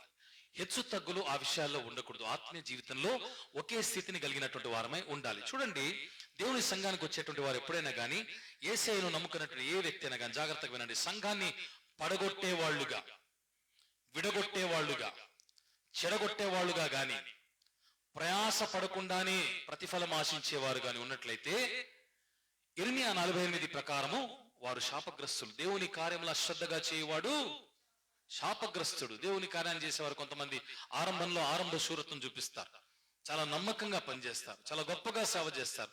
కొంతకాలం తర్వాత ఎందుకు నువ్వు చేస్తున్నావు, నీకే కాబట్టిందా, మాని వాడు చేస్తాడు, అది చేస్తుంది అనగానే మెల్లగా మానేస్తారు. నువ్వే ఉడవాలా, ఇంకెవరు ఉడకూడదా? నువ్వే కుర్చీలు ఎత్తాలా, ఇంకెవరు ఎత్తకూడదా? నువ్వే వేయాలా, ఇంకెవరు వేయకూడదా? అదే మాటను నువ్వే ఆశీర్వాదం పొందుకోవాలా, ఇంకెవరు వాళ్ళు పొందకూడదా అనండి అనమంటారేమో. నీకు మాత్రమే దీవెన కావాలా, ఇంకెవరికి వద్దా అనమనండి అంటారా? అనరు. ఆశీర్వాదకరమైన పనులు చేయటానికి నువ్వు ముందుకొచ్చినా నిన్ను వెనక్కి లాగే ప్రపంచం ఎప్పుడూ ఉంటుంది. ఎండ్రకాయలు, ఆంధ్ర భాషలో చెప్పాలంటే పీతలు. పీత బుద్ధి మనకు పోదు, వెనక్కి లాగేవారు ఉంటారు. ఎందుకు? వాళ్ళు చేయరు, చేసేవాళ్ళని చేయరు. కొందరు ఉంటారన్నమాట సంఘాల్లో, అమ్మ పెట్టదు, అడక్క తినేవదనమాట. కొంతమంది చేస్తుంటే వాళ్ళు ఎట్లా చేయరు కానీ ఎక్కువగా చేయొద్దు, ఎక్కి దొక్కుతారు. ఎంతలో ఉండాలి అంతలో ఉండాలబ్బా. వెళ్ళామా, ప్రార్థన చేసామా, కానుకేసామా, వచ్చేసామా, అంతే అనేవాళ్ళు కొంతమంది ఉంటారు. పిల్లరా, మీరు చేయకపోతే నాకు పోయేది ఏమీ లేదు, మీరు చేస్తే నాకు ఒరిగేది ఏమీ లేదు. మీకు చేసిన వల్ల ప్రతిఫలం ఎవరికి వస్తుంది? చేసిన వారికి వస్తుంది. చేయకపోవడం వల్ల ప్రతిఫలం ఎవరు పోగొట్టుకుంటున్నారు? హిజ్కియా చేసి ప్రతిఫలం పొందుకున్నాడా, పోగొట్టుకున్నాడా? దేవుని సన్నిధిలో ఆయన చేసిన ప్రతి చిన్న కార్యము కూడా దేవుడు జ్ఞాపకం ఉంచుకున్నాడు. కాబట్టి ఆ బంగారు చెప్పులో జ్ఞాపకాలన్నీ కూడా ఆయన పొదుగు చేసుకుని వాటిని నిత్యము కూడా భద్రపరుచుకొని, ఒకనాడు హిజ్కియా ఆపదలో ఉన్నప్పుడు దాన్ని తెరచి చూచి హిజ్కియాకు 1 కాదు 2 కాదు కానీ 15 సంవత్సరాల ఆయుష్ కాలం ఇచ్చాడు. బైబిల్ గ్రంథంలో ఎవరికైనా అలా చేశాడండి? ఎవరి విషయంలోనే జరిగిందండి? మనం చూసినట్లయితే 2వ రాజుల గ్రంథం 18వ అధ్యాయంలో 5, 6, 7 వచనాల్లో మనం చూసినట్లయితే హిజ్కియా ఆరంభం నుంచి కూడా దేవుని యందు బలమైన విశ్వాసం గలవాడు. యూదా రాజుల్లో అతనికి ముందు గాని అతని తర్వాత గాని అటువంటి వాడు లేడు అని వాక్యం చెబుతుంది. అంటే తన విశ్వాసము మనుషుల్ని బట్టి మారలేదు, స్థిరుడై ఉన్నాడు. గత వారం సొలొమోను మనసు గురించి చూసాం. మందిర విషయంలో తను ఎంత తగ్గించుకున్నాడు. హిజ్కియా కూడా దేవుని విషయంలో ఎంతో శ్రద్ధ కలిగి, తగ్గింపుతో ప్రార్థన కలిగినటువంటి వాడుగా, ప్రతి విషయంలో దేవుని పట్ల ఆసక్తి కలిగి నిలకడగా ఉన్నటువంటి వాడుగా ఉంటున్నాడు. కొంతమంది నేను నా జీవితంలో చూశాను. 25 సంవత్సరాల నా ప్రయాణంలో నేను ఇప్పటికి కూడా సిగ్గుపడను. నా ప్రస్థానము, ఆత్మీయ ప్రస్థానం ఎలా జరిగిందంటే నా సేవ జీవితంలో గతంలో కూడా చెప్పాను. ముందుగా హెబ్రోన్ చర్చిలో, కువైట్ దేశంలో బ్రదర్ భక్సింగ్ గారి ఫెలోషిప్ లో నా పని ఏంటంటే, సాయంకాలం ప్రార్థన ఉందంటే ముందుగా వచ్చే 1 గంట ముందు ఆ ఇల్లంతా కూడా శుభ్రం చేయాలి. ముందుగా ఊడవాలి, తర్వాత ఇప్పుడు మీరు ఎట్లా చేస్తారో అట్లా లైజాల్ వేసి మొత్తం మాప్ చేయాలి. అంత అయిన తర్వాత ఆరిన తర్వాత ఫ్యాన్లు వేసి ఆరిన తర్వాత చేపలు వేయాలి, బైబిల్స్ పెట్టాలి, ప్లేట్లు, గ్లాసులు, మంచినీళ్ళు ఏర్పరిచి రెడీగా పెట్టాలి. ఆ రాత్రి ప్రార్థన అంతా అయిపోయిన తర్వాత అందరూ తిని తాగి ఎక్కడ పడితే అక్కడంతా చిల్లాపలం చేసి వెళ్ళిపోయిన తర్వాత నాకు ఉదయాన్నే మళ్ళీ పని ఉంటుంది. అలసిపోయి పని చేసి వస్తాను ఉద్యోగం అయినా కూడా. ఆ రాత్రి వాళ్ళందరూ వెళ్ళిపోయిన తర్వాత ఆ ఎంగిలి ప్లేట్లు, గ్లాసులు అన్నీ తీసేసి ఆ చేపలన్నీ మడత పెట్టేసి శుభ్రంగా దులిపి ఎక్కడ పెట్టాల్సిన అక్కడ పెట్టి, బైబిళ్ళు, పాటల పుస్తకాలు వాటి అరల్లో పెట్టేసి మళ్ళీ అంతా మాప్ చేసేసి ఎక్కడదక్కడ చేసి చెత్త సంచి, ఇప్పుడు యవనస్తులు ఎలా తీసుకెళ్తారో అలా చెత్త సంచి మోసుకొని తీసుకెళ్లి బయట పారేసి వెళ్ళిపోయేటువంటి వాడిని. ఇది ఆనాడు చేసినప్పుడు 25 సంవత్సరాల ముందు. ఈనాటికి కూడా నేను ఆ పనులు చేయడానికి ఇప్పుడు వెనకాడును, సిగ్గుపడును. కొంతమంది అవని బిడ్డలు పరిగెత్తొస్తారు, అంకుల్ మీరు ఎందుకు చేస్తున్నారు ఇవ్వండి అని చెప్పి నా చేతి నుంచి లాక్కుంటారు. చీపురు ఇప్పటికీ పడతాను, ఇప్పటికీ ఊడుస్తాను, కుర్చీలు ఎత్తుతాను, ఎంగిలి గ్లాసులు, ప్లేట్లు కొన్నిసార్లు మీరు తినేసి యథేచ్ఛగా పడవేసి వెళ్తుంటారు హాల్లో, వాటిని ఎత్తుతాను, ఎంగిలి మెతుకులు వెతుకుతాను. నా చేతిలో విశ్వాసం ఒకసారి వాంతికెత్తితే పట్టాను. కాబట్టి నేను సిగ్గుపడను. నా దేవుని మందిరంలో ఏ పనైనా కానీ నాటికి కూడా తగ్గించుకొని చేస్తాను. ఎందుకంటే దాని ఆశీర్వాదము నాకు తెలుసు. ఎందుకంటే వాటి జ్ఞాపకాలు ఎక్కడున్నాయి? దేవుని జ్ఞాపకాల బంగారు చిప్పలో పదిలంగా ఉన్నాయి, భద్రంగా ఉన్నాయి. కాబట్టి God will definitely do it. ఇప్పుడు హిజ్కియా ఏ వయసులో రాజయ్యాడు? యవన ప్రాయంలోనా, వృద్ధాప్యంలోనా? యవన ప్రాయంలో రాజయ్యాడు. రాజు అవ్వగానే ఒక రాజు సాధారణంగా ఏం చేస్తాడు? హైదరాబాదీ భాషలో చెప్పాలంటే మా రాజా బన్ గయా యార్, ఖావో పియో మౌజ్ కరో మస్తీ కరో అంటాడు. అవునా? ఈ రోజుల్లో మన యవనస్తులు ఎలా ఉన్నారు? యవన కాలంలో మంచి ఉద్యోగం రాగానే, మంచి పొజిషన్ రాగానే ముందుగానే దోస్తంకు బులావో, ఫ్రెండ్స్కి అందరికి ఫోన్ చేసి పలానా పబ్బులో ఊరి చివరిలో ఉంటాయి, వాటిని ఏమంటారు? ఫామ్ హౌస్ లా, బాగా తెలుసు చూడండి, ఫామ్ హౌస్ లో, డాబాలు, అక్కడికి ఇక్కడ పోయి లాంగ్ డ్రైవ్ పోయి ఫుల్ మందు విందు షికార్లు ఎంజాయ్ చేసి వస్తారు. అవునా కదా? చెప్పండి, నిజమా కదా? జాబ్ రాగానే, పొజిషన్ రాగానే, జీతం పెరగగానే, ఒక ఉన్నతమైన స్థితిని జీవితంలో రాగానే, దేవుడు ఏదైనా గొప్ప కార్యము చేయగానే, ఒక మేలు చేయగానే మందిరానికి ముందు వెళదాం, మందిరం కోసం ఏదైనా చేద్దాం అని ఆలోచించిన వారు ఎవరైనా ఉన్నారా అంటే లేరు అనే చెప్పాలి. మన మనస్సాక్షిని అడిగితే మనకు నిజం తెలుస్తుంది. అవునా కదా? చూడండి, మొన్నటి దిన ఈ గడిచినటువంటి వారంలోనే మంగళవారం నాడు ఉదయమట ఒక సాఫ్ట్వేర్ ఇంజనీర్ కి అమెజాన్ కంపెనీలో జాబ్ పోస్టింగ్ ఆర్డర్స్ ఇచ్చారు, ఉద్యోగం దొరికింది. ఆ యవనస్తుడు సంతోషం పట్టలేక ఆ రోజు సాయంకాలమే గచ్చిబౌలిలో ఒక పబ్ లో తన ఫ్రెండ్స్ అందరి కోసం పార్టీ ఏర్పాటు చేశాడు. యవన బిడ్డలారా జాగ్రత్తగా వినండి. తన ఫ్రెండ్స్ అందరినీ పార్టీకి పిలిచాడు. అందులో ఒక అమ్మాయి కూడా ఉంది. వెళ్ళారు, చిత్తుగా తెల్లారి దాకా తాగారు. తాగి తెల్లారి 4 గంటలకు అదేం పోయేగాలం అక్కడెక్కడో ఉన్నటువంటి హోటల్లో బిర్యానీ తిని ఆ తాగిన మైకంలో ఆ వర్ణాకార్ అతి స్పీడ్ గా దొరుకుతూ, పాపం అదే టైంలో 2 బౌన్సర్లు ఒక పబ్ లో పనిచేస్తారు. అందులో ఒకడికి తారకం అనేటువంటి పేరు, వాడికి పెళ్ళై రీసెంట్ గా 11 నెలల చిన్న బిడ్డ కూడా ఉంది. వాళ్ళు బైక్ మీద డ్యూటీ ముగించుకొని తెల్లవారు 5 గంటలకి బ్రేక్ఫాస్ట్ చేసి బైక్ మీద వెళ్తున్నారు. వెనక నుంచి తాగిన మైకంలో ర్యాష్ గా తోలుతూ ఈ సాఫ్ట్వేర్ ఇంజనీర్ కొట్టాడు. ఆన్ ద స్పాట్ అతను చనిపోయాడు. తారకం అనే వ్యక్తి. మరొకడు ప్రాణాపాయంలో కొట్టుమిట్టాడుతున్నాడు హాస్పిటల్లో. అపాయింట్మెంట్ ఆర్డర్ తీసుకున్న మొట్టమొదటిగా చేసిన పని దేవుని దగ్గరికి వెళ్లకుండా, దేవుని మందిరానికి వెళ్లకుండా తన స్నేహితులకి పార్టీ ఇచ్చి పిచ్చగా తాగి తెల్లవారి ఒళ్ళు పై తెలియకుండా తాగి బండి తోలి ప్రమాదం పొందించుకున్నాడు. కటకటాల పాలయ్యాడు. వచ్చిన ఉద్యోగం కాస్త ఊడింది. పెట్టుకుంటారా కంపెనీ వాళ్ళు? కొన్ని గంటల్లోనేనండి ఉదయం పోస్టింగ్ ఆర్డర్స్ తీసుకున్నాడు, జాయినింగ్ ఆర్డర్స్ తీసుకున్నాడు, అపాయింట్మెంట్ లెటర్ తీసుకున్నాడు. కొన్ని గంటల వ్యవధిలో తన జీవితం తల్లక్రిందులైపోయింది. కారణం ఏంటో తెలుసా? ప్రతిష్ఠింపబడగానే, నీవు పొందుకున్న వెంటనే, నీకు మేలు జరగగానే దేవుని మందిరానికి వెళ్ళకూడని చోటికి వెళ్ళా. యవన బిడ్డలారా జ్ఞాపకం చేసుకోండి. ఈ దినాన దేవుడు నిన్ను ఆస్వాదించి నీ జీవితంలో గొప్ప కార్యాలు చేసేటప్పుడు నువ్వేం చేస్తున్నావు? ఎక్కడికి వెళ్తున్నావు? మొదట దేవుని మందిరానికి వెళ్తున్నావా, లేకపోతే ఇంకెక్కడికైనా వెళ్తున్నావు? దేవుని బిడ్డలారా గుర్తుపెట్టుకోండి, నా మాటలు సేవకుడుగా నేను చెప్తున్నాను. దేవుడు మీ జీవితంలో ఏ చిన్న ఉపకారం చేసినా సరే ముందుగా దేవుణ్ణి గుర్తుకు తెచ్చుకోండి. ఆయన మందిరాన్ని గుర్తుకు తెచ్చుకోండి. ఆయన మందిరానికి వెళ్ళండి. నా దేవుని మందిరంలో నేను కృతజ్ఞత చెల్లించాలి అనే ఆశతో రండి.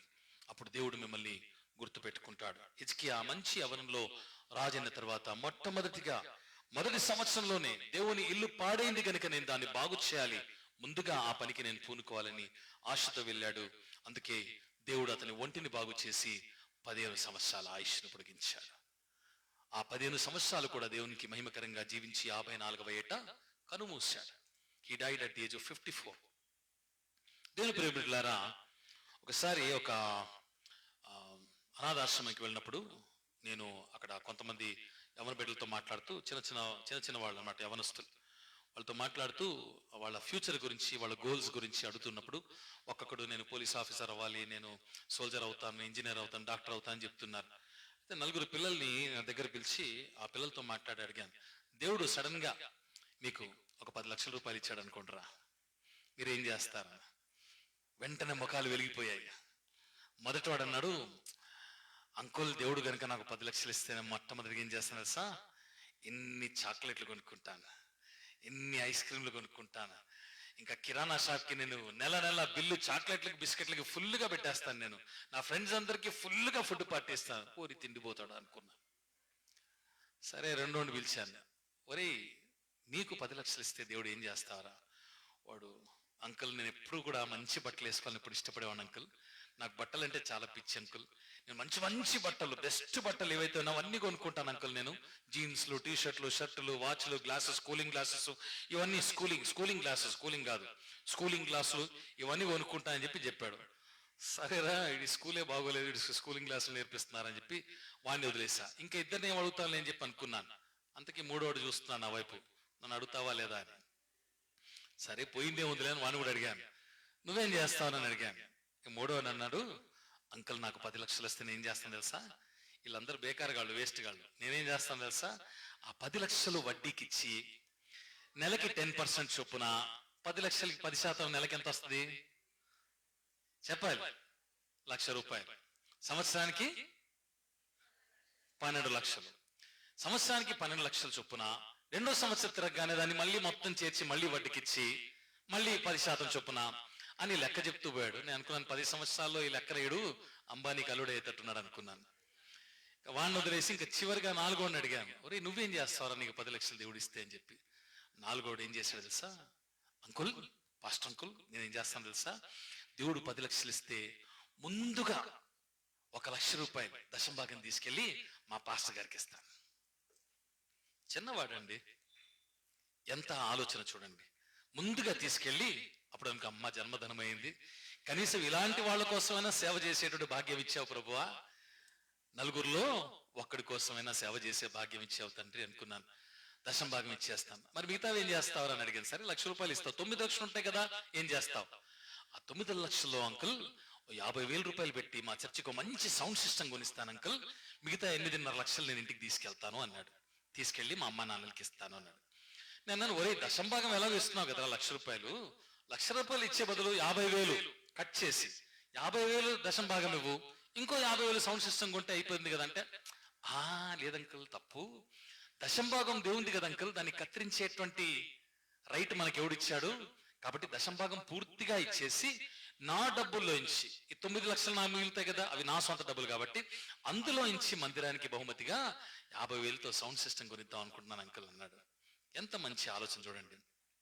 దేవుడు నేను ఆ రోజు ఉన్నటువంటి ఊరికే అన్నటువంటి మాట జ్ఞాపకం చేసుకున్నాడో ఏంటో తెలీదు, ఆ పిల్లవాడు అన్నటువంటి మాట జ్ఞాపకం చేసుకున్నాడేమో తెలియదు, కానీ 10 లక్షలు అయితే ఇవ్వలేదు, కానీ ఆ పిల్లవాడికి వాళ్ళ డిస్ట్రిక్ట్ లోనే గవర్నమెంట్ స్కాలర్షిప్ దొరికి తన ప్రొఫెషనల్ కెరీర్ వరకు ఫ్రీ ఎడ్యుకేషన్ అయిన తర్వాత ఫ్రీ పోస్టింగ్ గవర్నమెంట్ లోనే ఉద్యోగంతో పాటు అరుదైనటువంటి కలెక్టర్ ద్వారా అతనికి అవకాశం ఇవ్వబడింది. దేవునికి స్తోత్రం.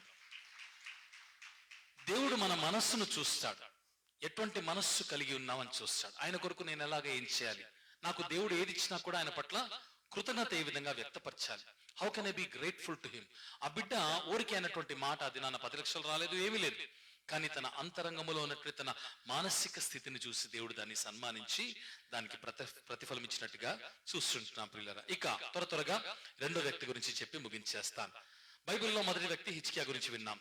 ఇక రెండో వ్యక్తి కూడా దాదాపుగా సుమారుగా ఎటువంటి ప్రార్థన చేశాడు. ఆయన చేసిన ప్రార్థన నేను చెప్తాను, ఆయన పేరేంటో మీరు చెప్పాలి. Right, quiz time. ఆయన చేసిన ప్రార్థన ఏంటి అంటే, యెహోవా ప్రభువా దయచేసి నన్ను జ్ఞాపకం చేసుకును, దేవా ఈ ఒక్కసారి నన్ను జ్ఞాపకం చేసుకోమని ప్రార్థన చేశాడు. ఎవరండి ఆయన? చెప్పాలి గట్టిగా. యోబా, దావీదా? మర్చిపోతే ఎలాగండి. ఈ ఒక్కసారి దయచేసి నన్ను జ్ఞాపకం చేసుకొని నాకు బలము నిమ్ము అన్నాడు. అది చివరి మాట ఇందాక కావాలనే చెప్పలేదు, చెప్తే పసిగట్టేస్తారన్నాడు.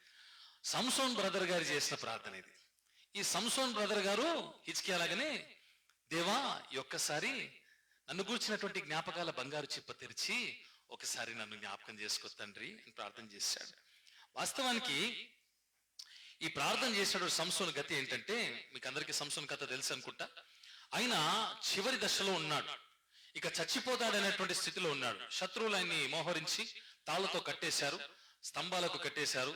మరి అక్కడ చాలా మంది సర్దారులు, ఫిలిస్టీన్ల సర్దారులు వాళ్ళ కుటుంబాలతో వేల కొలిది ఆ యొక్క పెద్ద గృహంలో చేరి పార్టీ చేసుకుంటున్నారు. మా దాగోను దేవత మా శత్రువు అయిన సంసోన్ని మా చేతులకు అప్పగించింది కాబట్టి పార్టీ చేసుకుందాము, వాడిని హేళన చేద్దామని చెప్పి అక్కడ కట్టేసి వాడిని అపహాసం చేస్తూ అందరూ తాగుతూ తింటూ వెర్రిగా చేసినప్పుడు దేవుని సన్నిధిలో అతను ప్రార్థన చేశాడు. బహుశా అతను ప్రార్థన చేసినప్పుడు దేవుడు బుర్రగొక్కొని అతని దూతలు పిలిచి అడుగుంటాడు. దేవుడు, దూతలారా హిజ్కియా బంగారు చెప్పలాగా సంసోన్ బంగారు చెప్ప కూడా తీయండి చూద్దాం అని అంటాడు. అప్పుడు దూతలు వెళ్ళి, దేవా సంసోన్ పేరు మీద బంగారు చిప్ప కాదు కదా, మట్టి చిప్ప కూడా లేదు ప్రభువా అని చెప్పుంటారేమో. ఎందుకో తెలుసా? సంసోను బ్రతికినటువంటి జీవితము అటువంటిది. ఆయన గురించి జ్ఞాపకం చేసుకోవడానికి మంచిది ఏదీ లేదు. సంసోన్ జీవితం గురించి ఒక మాట చెప్తాను చూడండి. ఆయన ఎంత భయంకరుడో జాగ్రత్తగా వినాలి. ముఖ్యంగా యవ్వనస్తులు, యవ్వనేచ్ఛలు ఉన్నటువంటి, యవ్వనులు కానటువంటి వారు కూడా జాగ్రత్తగా వినాలి. సంసోనుకు ఉన్నటువంటి సమస్య ఏంటంటే, మొదట తిమ్నాతుకు పోయాడు. అక్కడ ఫిలిస్టీన్ అమ్మాయిని చూశాడు. ఇంటికి వచ్చి, మమ్మీ నాకు అమ్మాయి కావాలి, పెళ్లి చేయని చెప్పి మొండికేశాడు. ఏం చేశాడు? తిమ్నాతులో ఫిలిస్టీన్ అమ్మాయిని చూసి సస్సెజావుడు కానీ ఆ పిల్లని మాత్రం చేసుకున్నా, నాకు చేసి పెట్టాలన్నాడు. సరే ఎందుకు వచ్చిన గొడవ అని చెప్పి పెళ్లి చేశారు. ఎవరితో? తిమ్నాతులో అతను చూసినట్టు అమ్మాయితో పెళ్లి చేశాడు. కొంతకాలం అయిన తర్వాత సంతోషపడచ్చుగా, ఇంట్లో భార్య ఉంది, ఇంకా భార్య చేయగలిగినన్నీ చేస్తుంది. భార్యలో నీకు సమస్త సుఖాలు ఇచ్చాడు, సమస్త సేవలు ఇచ్చాడు. అయినా కానీ ఏం చేశాడు? గాజాకు పోయాడు, ఒక వేష్యం చూశాడు, వేషతో పోయాడు. ఇక చివరిగా షోరెక్కొచ్చాడు. షోరెక్కొచ్చి ఏం చేశాడు? ఎవరిని చూశాడు చెప్పాలి? ఆ మహాతల్లి దలీలని చూశాడు. ఏం చూశాడు ఆమెలో తెలియదు. ఇంట్లో పెళ్ళాం ఉండగా కొంతమందికి రిమతగులు బయట చూస్తుంటారు, బయట కనెక్షన్లు పెట్టుకుంటుంటారు, బయట సంబంధాలు పెట్టుకుంటారు. ఇంట్లో నీ పెళ్ళాం ఇవ్వలేంది, బయట యువత ఏమిస్తుంది నీకు? వినడానికి ఎబ్బెట్టుగా ఉన్నా కూడా, దరిద్రంగా ఉన్నా కూడా ఈ మాట చెప్పక తప్పదు. నీ పెళ్ళాంలో లేనిది బయట స్త్రీలో ఉండేది ఏమిటి? అంతా ఒకటే కదా. ఎందుకు నీ భార్యను చూచినట్టుగా పరాయి స్త్రీని చూస్తావు? సంసోన్ ఏం చేశాడు? భార్యతో తృప్తి పడలేదు, గాజాకి వెళ్ళాడు, వేశ్య సాంగత్యం చేశాడు. దాని తర్వాత ఏం చేశాడు? మూడవదిగా షోరెక్కి వెళ్ళాడు, ఢిల్లీలో చూశాడు, ఇష్టపడ్డాడు. ఆ ఢిల్లీలో మహాతల్లి వాడి కొంప ముంచింది లాస్ట్కి. అవునా కదా? బ్రదర్ ఏమైపోయాడో సిస్టర్ను చూసి లవ్లో పడ్డాడు. ఆ లవ్ కాస్త బహు మంది, లాస్ట్కి బుక్ అయిపోయాడు, తన ప్రాణాల మీదకి వచ్చి చచ్చాడు. నాజీరు చేయబడేటువంటి వ్యక్తి సంసోన్ తల మీద వెంట్రుక కూడా గీయకుండా 7 జడలు వచ్చినంతగా దేవుడు తన్ని ప్రతిష్ఠించుకొని తన కొరకు ప్రత్యేకపరచుకునగా, దేవుని కొరకు బ్రతకాల్సిన వాడు స్త్రీలోనుడు అయిపోయాడు. కాబట్టి ఆ స్త్రీలోనుడు కడసారిగా మరణపు అంచున దేవునికి ప్రార్థన చేసి, దేవా నన్ను కూర్చిన బంగారు చిప్పలోని జ్ఞాపకాలు ఒకసారి జ్ఞాపకం చేసుకోయ్యా, ఈ చివరిసారిగా నా ఎడల కృప చూపమని ప్రార్థన చేస్తే దేవుడు ఏమని చెప్తాడు? ఒరే నాయనా సంసోను, నీ గురించి ఏం జ్ఞాపకాలు ఉన్నాయరా? నీ బతుకంతా అమ్మాయిల చుట్టూ తిరిగావు, నీ బతుకంతా కూడా కాముకతకు నీ బలాన్నంతా కూడా నిర్వీర్యం చేసుకున్నావు, వ్యర్థపరుచుకున్నావు. నీ జీవితం అంతా కూడా ఆడవాళ్ళ చుట్టే వాళ్ళ వ్యామోహంలోనే, వాళ్ళ తలంపుల్లోనే పనికి మాలిన చేష్టల్ని చేసుకుంటూ నీ అపవిత్రమైనటువంటి బ్రతుకును బట్టి ఉన్నటువంటి చెడ్డ జ్ఞాపకాలని జ్ఞాపకం చేసుకున్నా? ఏం జ్ఞాపకం చేసుకోమంటావు? ఏముందని జ్ఞాపకం చేసుకోమంటావు? శరీరేచ్ఛలను సిలువ వేసుకుని నన్ను రక్షించిన నా ప్రాణనాథుల కొరకు జీవించాలనేటువంటి తాపత్రం ఎప్పుడైనా నీ బ్రతుకులో ఉండిందా? ఎప్పుడైనా ప్రాకులాడావా ఆయన కొరకు పవిత్రంగా జీవించాలి, నా భార్యను తప్ప పరస్త్రీని నేను చూడకూడదు అనేటువంటి ఎప్పుడైనా ఆలోచన కలిగిందా? నా భక్తుడైనటువంటి యోబు, నా కన్నులతో నేను నిబంధన చేసుకున్నాను, ఇక కన్యకను నేను ఎలాగో చూతును అని చెప్పి అనుకున్నాడు. ఆ విధంగా ఆలోచించేసావా అని అడుగుంటాడేమో దేవుడు. అప్పుడు సంసోన్ ఏం జవాబు చెప్పగలడు? ఏముందని చెప్పుకోగలుగుతాడు? ఏ మంచి ఉందని చెప్పి జ్ఞాపకం చేసుకోమంటాడు. అందుకే దేవుడు ఏం చేశాడు? అతని ప్రార్థన అంగీకరించాడా? ఆలకించాడా? ఆలకించాడు. ఎంత మట్టుకు?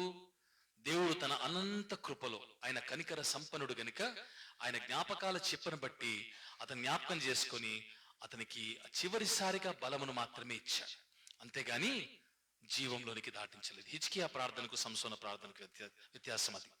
హిజ్కియా దేవుని కొరకు చేశాడు, దేవుని కొరకు బ్రతికాడు, దేవుని దృష్టిలో యథార్థంగా ఉన్నాడు, తన ప్రవర్తన అంతట్లో దేవుని మహింపరచాడు కనుక అతని ప్రార్థన ఆలకించబడి మరణంలో నుంచి జీవంలోనికి దాటించబడ్డాడు.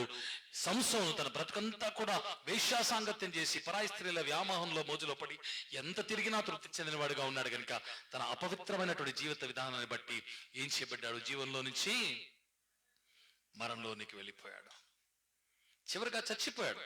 తనతో పాటు చస్తూ అనేక మంది ఫిలిస్టీన్ని కూడా తీసుకుపోయాడు. అక్కడ రాయబడిన మాట ఏంటంటే, తన జీవిత కాలంలో అతను చంపినటువంటి సంఖ్య కంటే మరణకాలం ముందు అతను చంపిన ఫిలిస్టీన్ల సంఖ్య ఎంతో ఎక్కువ అంటాడు. న్యాయాధిపతుల గ్రంథం 16వ అధ్యాయంలో చూస్తాం. కాబట్టి ప్రియులారా, నేను చెప్పే మాట ఏంటంటే, నిన్ను గురించి దేవుడు జ్ఞాపకం చేసుకోవాలంటే అక్కడ ఏమని జ్ఞాపకం చేసుకుంటాడు? ఈ దినాన్ని నువ్వు ప్రార్థన చేయాలంటే దేవుని సన్నిధిలో నువ్వు ధైర్యంగా ప్రార్థన చేసి, ప్రభువా నన్ను గుర్చిన జ్ఞాపకాల బంగారు చిప్పలో ఒకసారి నన్ను జ్ఞాపకం చేసుకొని ధైర్యంగా చెప్పగలవా నీ గుడ్డలు మీరు చేసుకుని? ఏ మంచు నుంచి పడగలవు. అందుకే కొన్ని జీవితాలు ఎలాగుంటాయంటే ఎంత సంపాదించినా చిలులు పోసిన సంచిలో వేసినట్టే. ఎంత తాపత్రయపడ్డా గానీ ఏదో సమస్య, ఏదో మానసిక వేదన, ఏదో బలహీనత, ఏదో కష్టము, ఏదో అనారోగ్యము వెంటాడుతూనే ఉంటుంది. ఎందుకంటే నీ బ్రతుకు దేవుని దృష్టికి యథార్థముగా లేదు కాబట్టి, దేవుని పట్ల నీకు ఆసక్తి లేదు కాబట్టి. నువ్వేంటి ఎలాగుండాలన్నాడు దేవుడు? దీపస్తంభములో దీపం వలె వెలుగుతూ ఉండాలి. కొందరు వెలుగుతూ ఉంటారు. హిజ్కియా వెలుగుచున్నటువంటి దీపము, దేవుని కొరకు వెలుగుతూ ఉన్నాడు. కొన్ని సంఘాల్లో కొంతమంది ఉంటారు, వారు నిత్యము వెలుగుతుండడాన్ని బట్టి అనేకులను ఆకర్షించుకున్నటువంటి వారు ఉంటారు. ఒకసారి ఒక సోదరి నాకు చెప్పింది, పాస్టర్ గారు దయచేసి ఎవరితో చెప్పకండి, మా అమ్మాయితో పెద్ద సమస్య వచ్చి పడింది, ఏం చేయాలో అర్థం కావట్లేదు. ఏమైందమ్మా? 10వ తరగతి చదువుతున్న రోజుల్లో, అది ఇంకా ఫ్రాకులు వేసుకుంటూ స్కూల్కి వెళ్ళేటువంటి రోజుల్లో, ఒకరోజు ఇంటికి వచ్చే సడన్ గా, మమ్మీ నా క్లాస్మేట్ మీద నేను మనసు పారేసుకున్నాను, పెళ్ళంటూ చేసుకుంటే వాడిని చేసుకుంటాను అంది. నీకేం పోయే కాలమే, ఇంకా ముక్కు పచ్చలారని వయసులో మనసు పారేసుకోవడం ఏంటి, బుద్ధున్నా అని చెప్పి 4 చివాట్లు పెట్టి 4 తిట్లు తిట్టి దాన్ని ఎలాగోలా మొత్తానికి దాని మనసు మార్పించేశాం. సరే 10వ తరగతి అయిపోయిందని చెప్పి ఊపిరి పీల్చుకునేలోగా ఇంటర్మీడియట్ లో ఇంకోటికి మనసు ఇచ్చిందయ్యా. వాడికి మనసు ఇచ్చిన తర్వాత మళ్ళీ ఇంటికి వచ్చిన తర్వాత వాళ్ళ నాన్న దగ్గర భయంకరంగా పెద్ద దెబ్బలు తిన్నది. గొడ్డును కొట్టినట్టు కొట్టాడు వాళ్ళ నాన్న. దెబ్బకి వాడిని కూడా కొంతకాలానికి మర్చిపోయింది. ఇక డిగ్రీకి వెళ్ళిందయ్యా, డిగ్రీ 2nd ఇయర్ చదువుతోంది. అక్కడ కూడా మళ్ళీ ఇంకెవడికో మనసు ఇచ్చిందంటయ్యా. నాకు అర్థం కావట్లేదు, మా అమ్మాయికి ఎన్ని మనసులు ఉన్నాయ్యా అని అడుగుతుంది. ఈ ఇల్లు అద్దెకి ఇవ్వబడును అని టూలెట్ బోర్డు పెట్టినట్టు నీ బతుకు ఒకరు పోతే ఇంకొకరు, ఒకరు పోతే ఇంకొకరు, ఒకరు పోతే ఇంకొకరు. సంసోను 10వ తరగతిలో తిమ్నాతులో ఒక ఆమెను చూసి ఇష్టపడ్డాడు, మనసు పారేసుకున్నాడు. ఇంటర్మీడియట్ లో గాజాలో వేశ్యను చూశాడు, వేశ్యతో వెళ్ళిపోయాడు. షోరేకులో డిగ్రీకి వచ్చేటప్పటికి దలీలా అనే దరిద్రాన్ని పట్టుకున్నాడు, దరిద్రంలో కొట్టుకుపోయాడు. ఎవరి బిడ్డలానా జాగ్రత్త, దేవుని కొరకు మీరు పవిత్రపరచబడ్డారు. ఎవరి ఇచ్చ నుంచి మీరు పారుపోండి అంటాడు. తిమోతికి రాసిన పత్రికలో పౌలు అంటాడు, నీ యవనాన్ని బట్టి ఎవరు కూడా నిన్ను దూషించకుండా, నేను అవమానపరచకుండా, నేను తక్కువగా చూడకున్నట్లు మాటలో, ప్రవర్తనలో, అన్ని విషయాలు కూడా పవిత్రంగా ఉండమని చెప్పి తిమోతిని హెచ్చరిస్తాడు. పవిత్రత చాలా కష్టమైనటువంటి సరుకు ఈ దినాల్లో దొరకడం. కొంచెం అవకాశం దొరికిందంటే చెడు వ్యసనాలకు ఈజీగా బానిసలైపోతాం, చెడు అలవాట్లు ఈజీగా బానిసలైపోతాం. ఇంట్లో ఒకడున్నా ఇంకొకడు కావాలి, ఇంట్లో ఒకతున్నా ఇంకొకటి కావాలి, భార్య ఉన్నా 10 మందిని చూడాలి. దరిద్రమైనటువంటి సంస్కృతిలోకి ప్రపంచం వెళ్ళిపోతుంది. ప్రియులారా, ఏమని చెప్తాం ఈ రోజుల్లో పిల్లల్లో? వాళ్ళకి మనం గిరిగీయడం ఏంటో గాని 10వ తరగతి అవ్వగానే పిల్లలే మనకు గిరిగీసేస్తున్నారు. వాళ్ళ మాట జయించలేని స్థితిలోకి వెళ్ళిపోతుంటున్నాం. అమ్మలారా, నాన్నలారా, మీ బిడ్డల గురించి జాగ్రత్త. సంసోను వంటి స్వభావం మీ బిడ్డలో ఉందేమో, జాగ్రత్త. వారు ఒకనాడు ప్రార్థన చేసినా నిష్ఫలం అవుతుంది, నిష్ప్రయోజనం అవుతుంది. కాబట్టి జాగ్రత్తగా ఉండాలనే విషయం మీకు చెప్తున్నాను. కాబట్టి హిజ్కియా చేసినటువంటి ప్రార్థన దేవుడు ఆలకించాడు. సంసోను ప్రార్థన నిరాకరించబడింది. ఎందుకంటే అతని గురించి జ్ఞాపకం చేసుకోవడానికి బంగారు చిప్పలు ఏమీ లేదు. నీ బ్రతుకుని గురించి దేవుడు జ్ఞాపకం చేసుకోవాలంటే, అప్పుడెప్పుడో మా తాత ముత్తాలు చేశారు, అప్పుడెప్పుడో మా అమ్మలు చేశారు, అప్పుడెప్పుడో నేను చేశాను అంటే దేవుడు అంటాడు, ఆ నుస్సి ఎప్పుడో ఆరిపోయిందయ్యా, ఎగిరిపోయిందయ్యా, కొత్తగా మళ్ళీ ఏం చేయలేదే, ఇప్పుడేం చేస్తున్నావు, ఇప్పుడేం చేశావు అని అడుగుతాడు. గుర్తుపెట్టుకోండి దేవుని బిడ్డలారా, దేవుని కొరకు జీవించాలన్న ఆశ, ఆసక్తి మనల్ని పాప నుంచి విడిపించి పవిత్రులుగా జీవించే విధంగా చేయాలి. ఎందుకంటే మనం దేవుని సంఘములో దీపాల వలె వెలగాలన్నటువంటిది ఆయన ఉద్దేశం. రైట్. ఇక చివరిగా కొన్ని మాటలు చెప్పి నేను ముగించి వేస్తాను. ఇక్కడ అతని జీవితకాలం అంతా కూడా అతను చేసినటువంటి మంచి పనిని బట్టి హిజ్కియా జ్ఞాపకం చేసుకునబడ్డాడనే విషయాన్ని మీకు జ్ఞాపకం చేశాను. అతని గురించిన జ్ఞాపకాలు ఎందులో ఉన్నాయి? బంగారు చెప్పలో. రైట్. దీపస్తంభం దేనికి గుర్తు? దీపాలు. రైట్. బంగారు చెప్ప. రైట్. మేలిమి బంగారాన్ని ఎందుకన్నారంటే ఇవి చాలా విలువైనవి, చాలా శ్రేష్టమైనవి. బంగారు చిప్ప జ్ఞాపకాలు. రైట్. ఇప్పుడు కత్తెరకు వద్దాం. కత్తెర దేనికి సాదృశ్యము అని చూసినట్లయితే చూడండి, ఒక విశ్వాసి వెలుగునిచ్చేటువంటి క్రమములో అతడు కాలుతుండగా ఏ విధంగా అయితే యాజకుడు పైనున్నటువంటి ఆ నుసిని కత్తిరిస్తాడో, ప్రతి విశ్వాసిని కూడా దేవుడు కూడా ఇంకా వెలుగునివ్వటానికి, వత్తి కాలుతున్న వత్తిని పైన కట్ చేసినప్పుడు ఏమవుతుంది? అది ఇంకా ఎక్కువగా వెలిగిస్తుంది. అలాగే మసిబారిన దాన్ని వెలిగిస్తే ఏమవుతుంది? తక్కువ పొగ వస్తుంది, తక్కువ వెలుగు. పొగ కంపు ఒకటి, వెలుగు కూడా తక్కువగా ఉంటుంది, ఎర్రమంట వస్తుంది. దాన్ని అదే కట్ చేసామంటే బ్రైట్ గా వెలుగుతుంది, దేదీప్యమానంగా వెలుగుతూ ఉంటుంది, పొగ వాసన రాదు, 10 మందికి వెలిగిస్తుంది. మన బ్రతుకులు కూడా పాపం అనేటువంటి మసి మన బ్రతుకుల్లో ఉన్నట్లయితే, బలహీనత మసి కత్తిరించబడకుండా మిగిలి ఉన్నట్లయితే, మన జీవితము దేవుని యొక్క నాసికారంధ్రాలకు, ఆయన అంటాడు కదా యెషయా గ్రంథంలో, నాకు వెగటు పుట్టుతున్నది అంటాడు. వెగటు పుట్టించేటువంటి బ్రతుకులుగా ఉంటాయి. కాబట్టి కత్తిరించబడాలి. బంగారు కత్తెరతో ఏ విధంగా ఒత్తి కత్తిరించబడుతుందో ప్రతి విశ్వాసి కూడా ఒక కత్తెరతో కత్తిరించబడాలి. ఏమిటి ఈ కత్తెర గురించి అని మనం చూసినట్లయితే, ఆ కత్తెర దేనికి సాదృశ్యంగా ఉందనంటే దేవుని వాక్యానికి సాదృశ్యం. కత్తెరలో 2 కత్తులు ఉంటాయి. 2 కత్తులు కలిస్తేనే కత్తెర అవుతుంది. పాత నిబంధన, క్రొత్త నిబంధన అనే 2 కత్తుల కలయికే కత్తెర. ఈ కత్తెరతో యాజకుడు వాక్యము ద్వారా, ఈ వాక్యం అనే కత్తెరతో విశ్వాసిని కత్తిరిస్తున్నప్పుడు మనం ఏం చేయాలి? పాస్టర్ గారు ఈరోజు మా గురించి చెప్తున్నాడు. మా ఫ్యామిలీ గురించి ఎవరో నీకు బాగా నూరిపోసారు. వేరే టాపికే లేదా? మమ్మల్ని ఉద్దేశించే చెప్పాలా అని అనుకుంటారా? లేకపోతే దేవుడు తన వాక్యంతో మసిబారిపోయినటువంటి నా బ్రతుకును కత్తిరించి, నేను ఆయన కొరకు ఇంకా వెలగని నిమిత్తము, ఆయన కొరకు ఇంకా వెలిగిచ్చే నిమిత్తము నన్ను బాగు చేస్తున్నాను అనుకోవాలా? మొదటిదా రెండోదా? రెండోదే కదా. ప్రతి విశ్వాసి అలాగనుకోవాలి. కత్తెర దేవుని వాక్యమై ఉంటుంది. ప్రతి విశ్వాసిని కత్తిరించి సరిచేయటానికి, ఒత్తు మరింత వెలగటానికి దోహదపడుతుంది. కాబట్టి దేవుని వాక్యము మనల్ని దిద్దుబాటు చేయడానికి ఉపయోగపడుతుంది. చూడండి, ఒక చిన్న ఉదాహరణ చెప్తాను. ఇప్పుడు యాజకుడు, మనం కూడా చెప్పాను ఆ మాట, కాకపోతే ఇంకో భాషలో చెప్తున్నా. ఇప్పుడు యాజకుడు మందిరంలో ఉండేటువంటి దీపాల ఒత్తులు కత్తిరిస్తాడా? దారిన పోయే దానేల దీపాలు కత్తిరిస్తాడా? దారిన పోయే దానే దీపాన్ని కత్తిరించానుకో ఏం చేస్తాడు వాడు? నన్ను కత్తిరిస్తాడు. అవునా కదా? కాబట్టి నేను కత్తిరించడానికి నాకు ఎవరి మీద అధికారం ఇవ్వబడింది? దేవుని సన్నిధిలో ఆయన రక్తం చేత కొనబడినటువంటి విశ్వాస సమూహం మీద మాత్రమే నాకు అధికారం ఇవ్వబడింది. సేవకుడిగా దేవుని వాక్యం అనేటువంటి కత్తెరతో నేను కత్తిరించినప్పుడు మంచి మనస్సాక్షితో స్వీకరించే వారుగా ఉండాలి. కొంతమంది మా గురించి చెప్పారంటారు, కొంతమంది మీ గురించి చెప్పారంటారు, కొంతమంది వారి గురించి చెప్పారంటారు. పొద్దున్న లేస్తే ఏదో గొడవ. వాక్యము నా కోసమే. మంగళ షాప్కి వెళ్తారు. ఇప్పుడు ఒక విషయం అండి, మంగళ షాప్కి వెళ్ళారు అనుకోండి. మంగళ షాప్కి ఎందుకు వెళ్తామండి? కట్టింగ్కి వెళ్తాం. అవునా? కట్టింగ్కి ఎవరు వెళ్తారు చెప్పండి? జుట్టు పెరిగిన వాళ్ళదే. మీకు అందరికీ జుట్టు పెరిగింది, మీరు అందరు వెళ్తారమ్మా మంగళ షాప్కి? పురుషులు మంగళ షాప్కి వెళ్తారు, కటింగ్ చేయించుకోవడానికి వెళ్తారు. రైట్. మంగళ షాప్కి వెళ్ళినప్పుడు మంగళవాడు ఏం చేస్తాడు? కత్తెర తీసుకుని పెరిగిన జుట్టును కట్ చేస్తాడు. కట్ చేసినప్పుడే నువ్వు కొంచెం స్మార్ట్ గా బాగుంటావు, మళ్ళీ జుట్టు పెరగడానికి అవకాశం ఉంటుంది. లేకపోతే దయ్యంలాగా తయారవుతావు, ఎలుగుబంటిలాగా తయారవుతావు, అసహ్యంగా ఉంటావు. ఎక్కువ చెప్పాలంటే చింపాంజీ లాగా కూడా కనబడేటువంటి అవకాశం ఉంది. రైట్. జుట్టు కత్తిరించుకోవడానికి వెళ్తావు. మంగళ షాప్కి వెళ్ళిన తర్వాత ఎంత తోడైనా సరే, ఇప్పుడు ఒక మినిస్టర్ వచ్చాడు మంగళ షాప్. మంగళోడు కుర్చీలో కూర్చున్నాడు. మంగళోడు కత్తెర చేతిలో పెట్టుకున్నాడు. అయ్యా తల కిందికి దించండి అంటే ఏం చేస్తాడు? అయ్యా తల పైకి ఎత్తండి అంటే ఏం చేస్తాడు? అయ్యా కొంచెం తిప్పండి అంటే ఏం చేస్తాడు? రే ఎరా, నేను ఎవరిని అనుకుంటున్నారా? నేను రాష్ట్రానికి మంత్రిని రా. నేను కన్ను సైగ చేస్తే తల దించుతారు, కళ్ళు ఎత్తుతారు మనుషులు. అటువంటిది నా చేతనే తల దింపు, తల ఎత్తు, తల పక్కకు దిప్పు అంటావా అన్నాడు అనుకోండి, ఏమవుద్ది?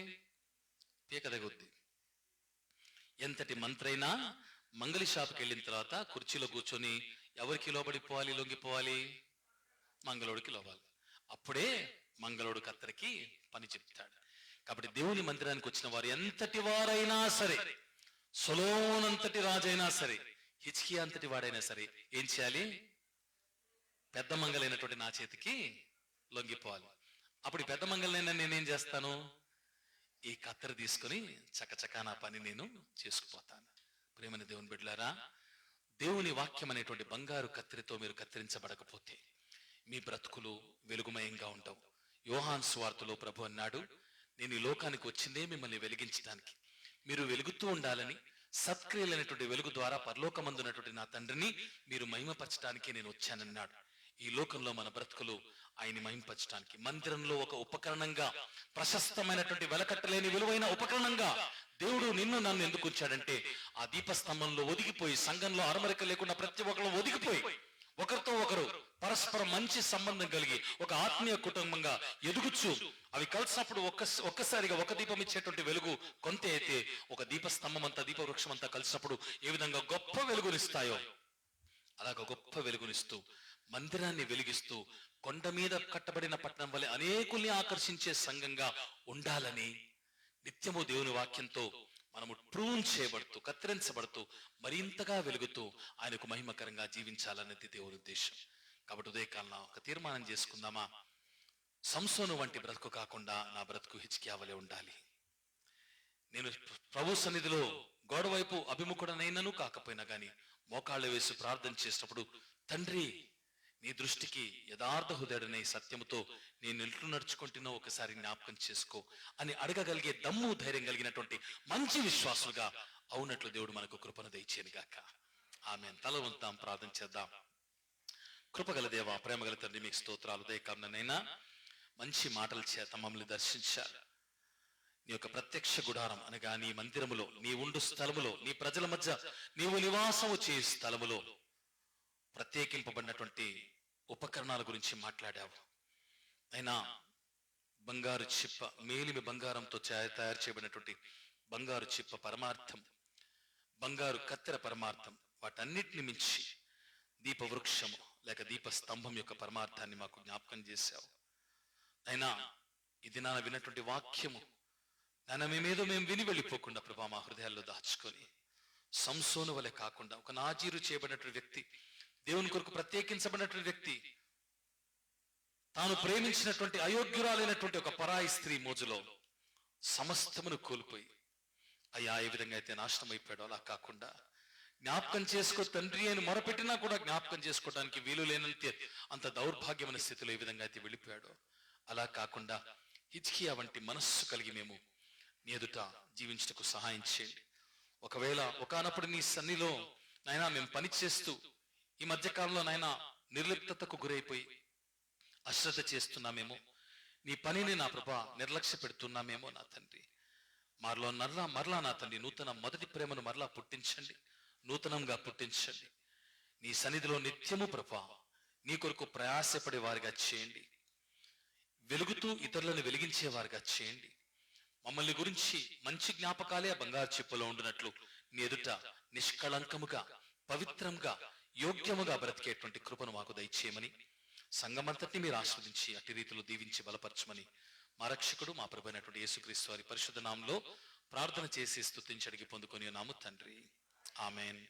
మనందరి వెనుకట్లో ప్రభు ఈ మాటల్ని దీవించి ఆస్వాదించి స్థిరపరచునుగాక. ఆమేన్.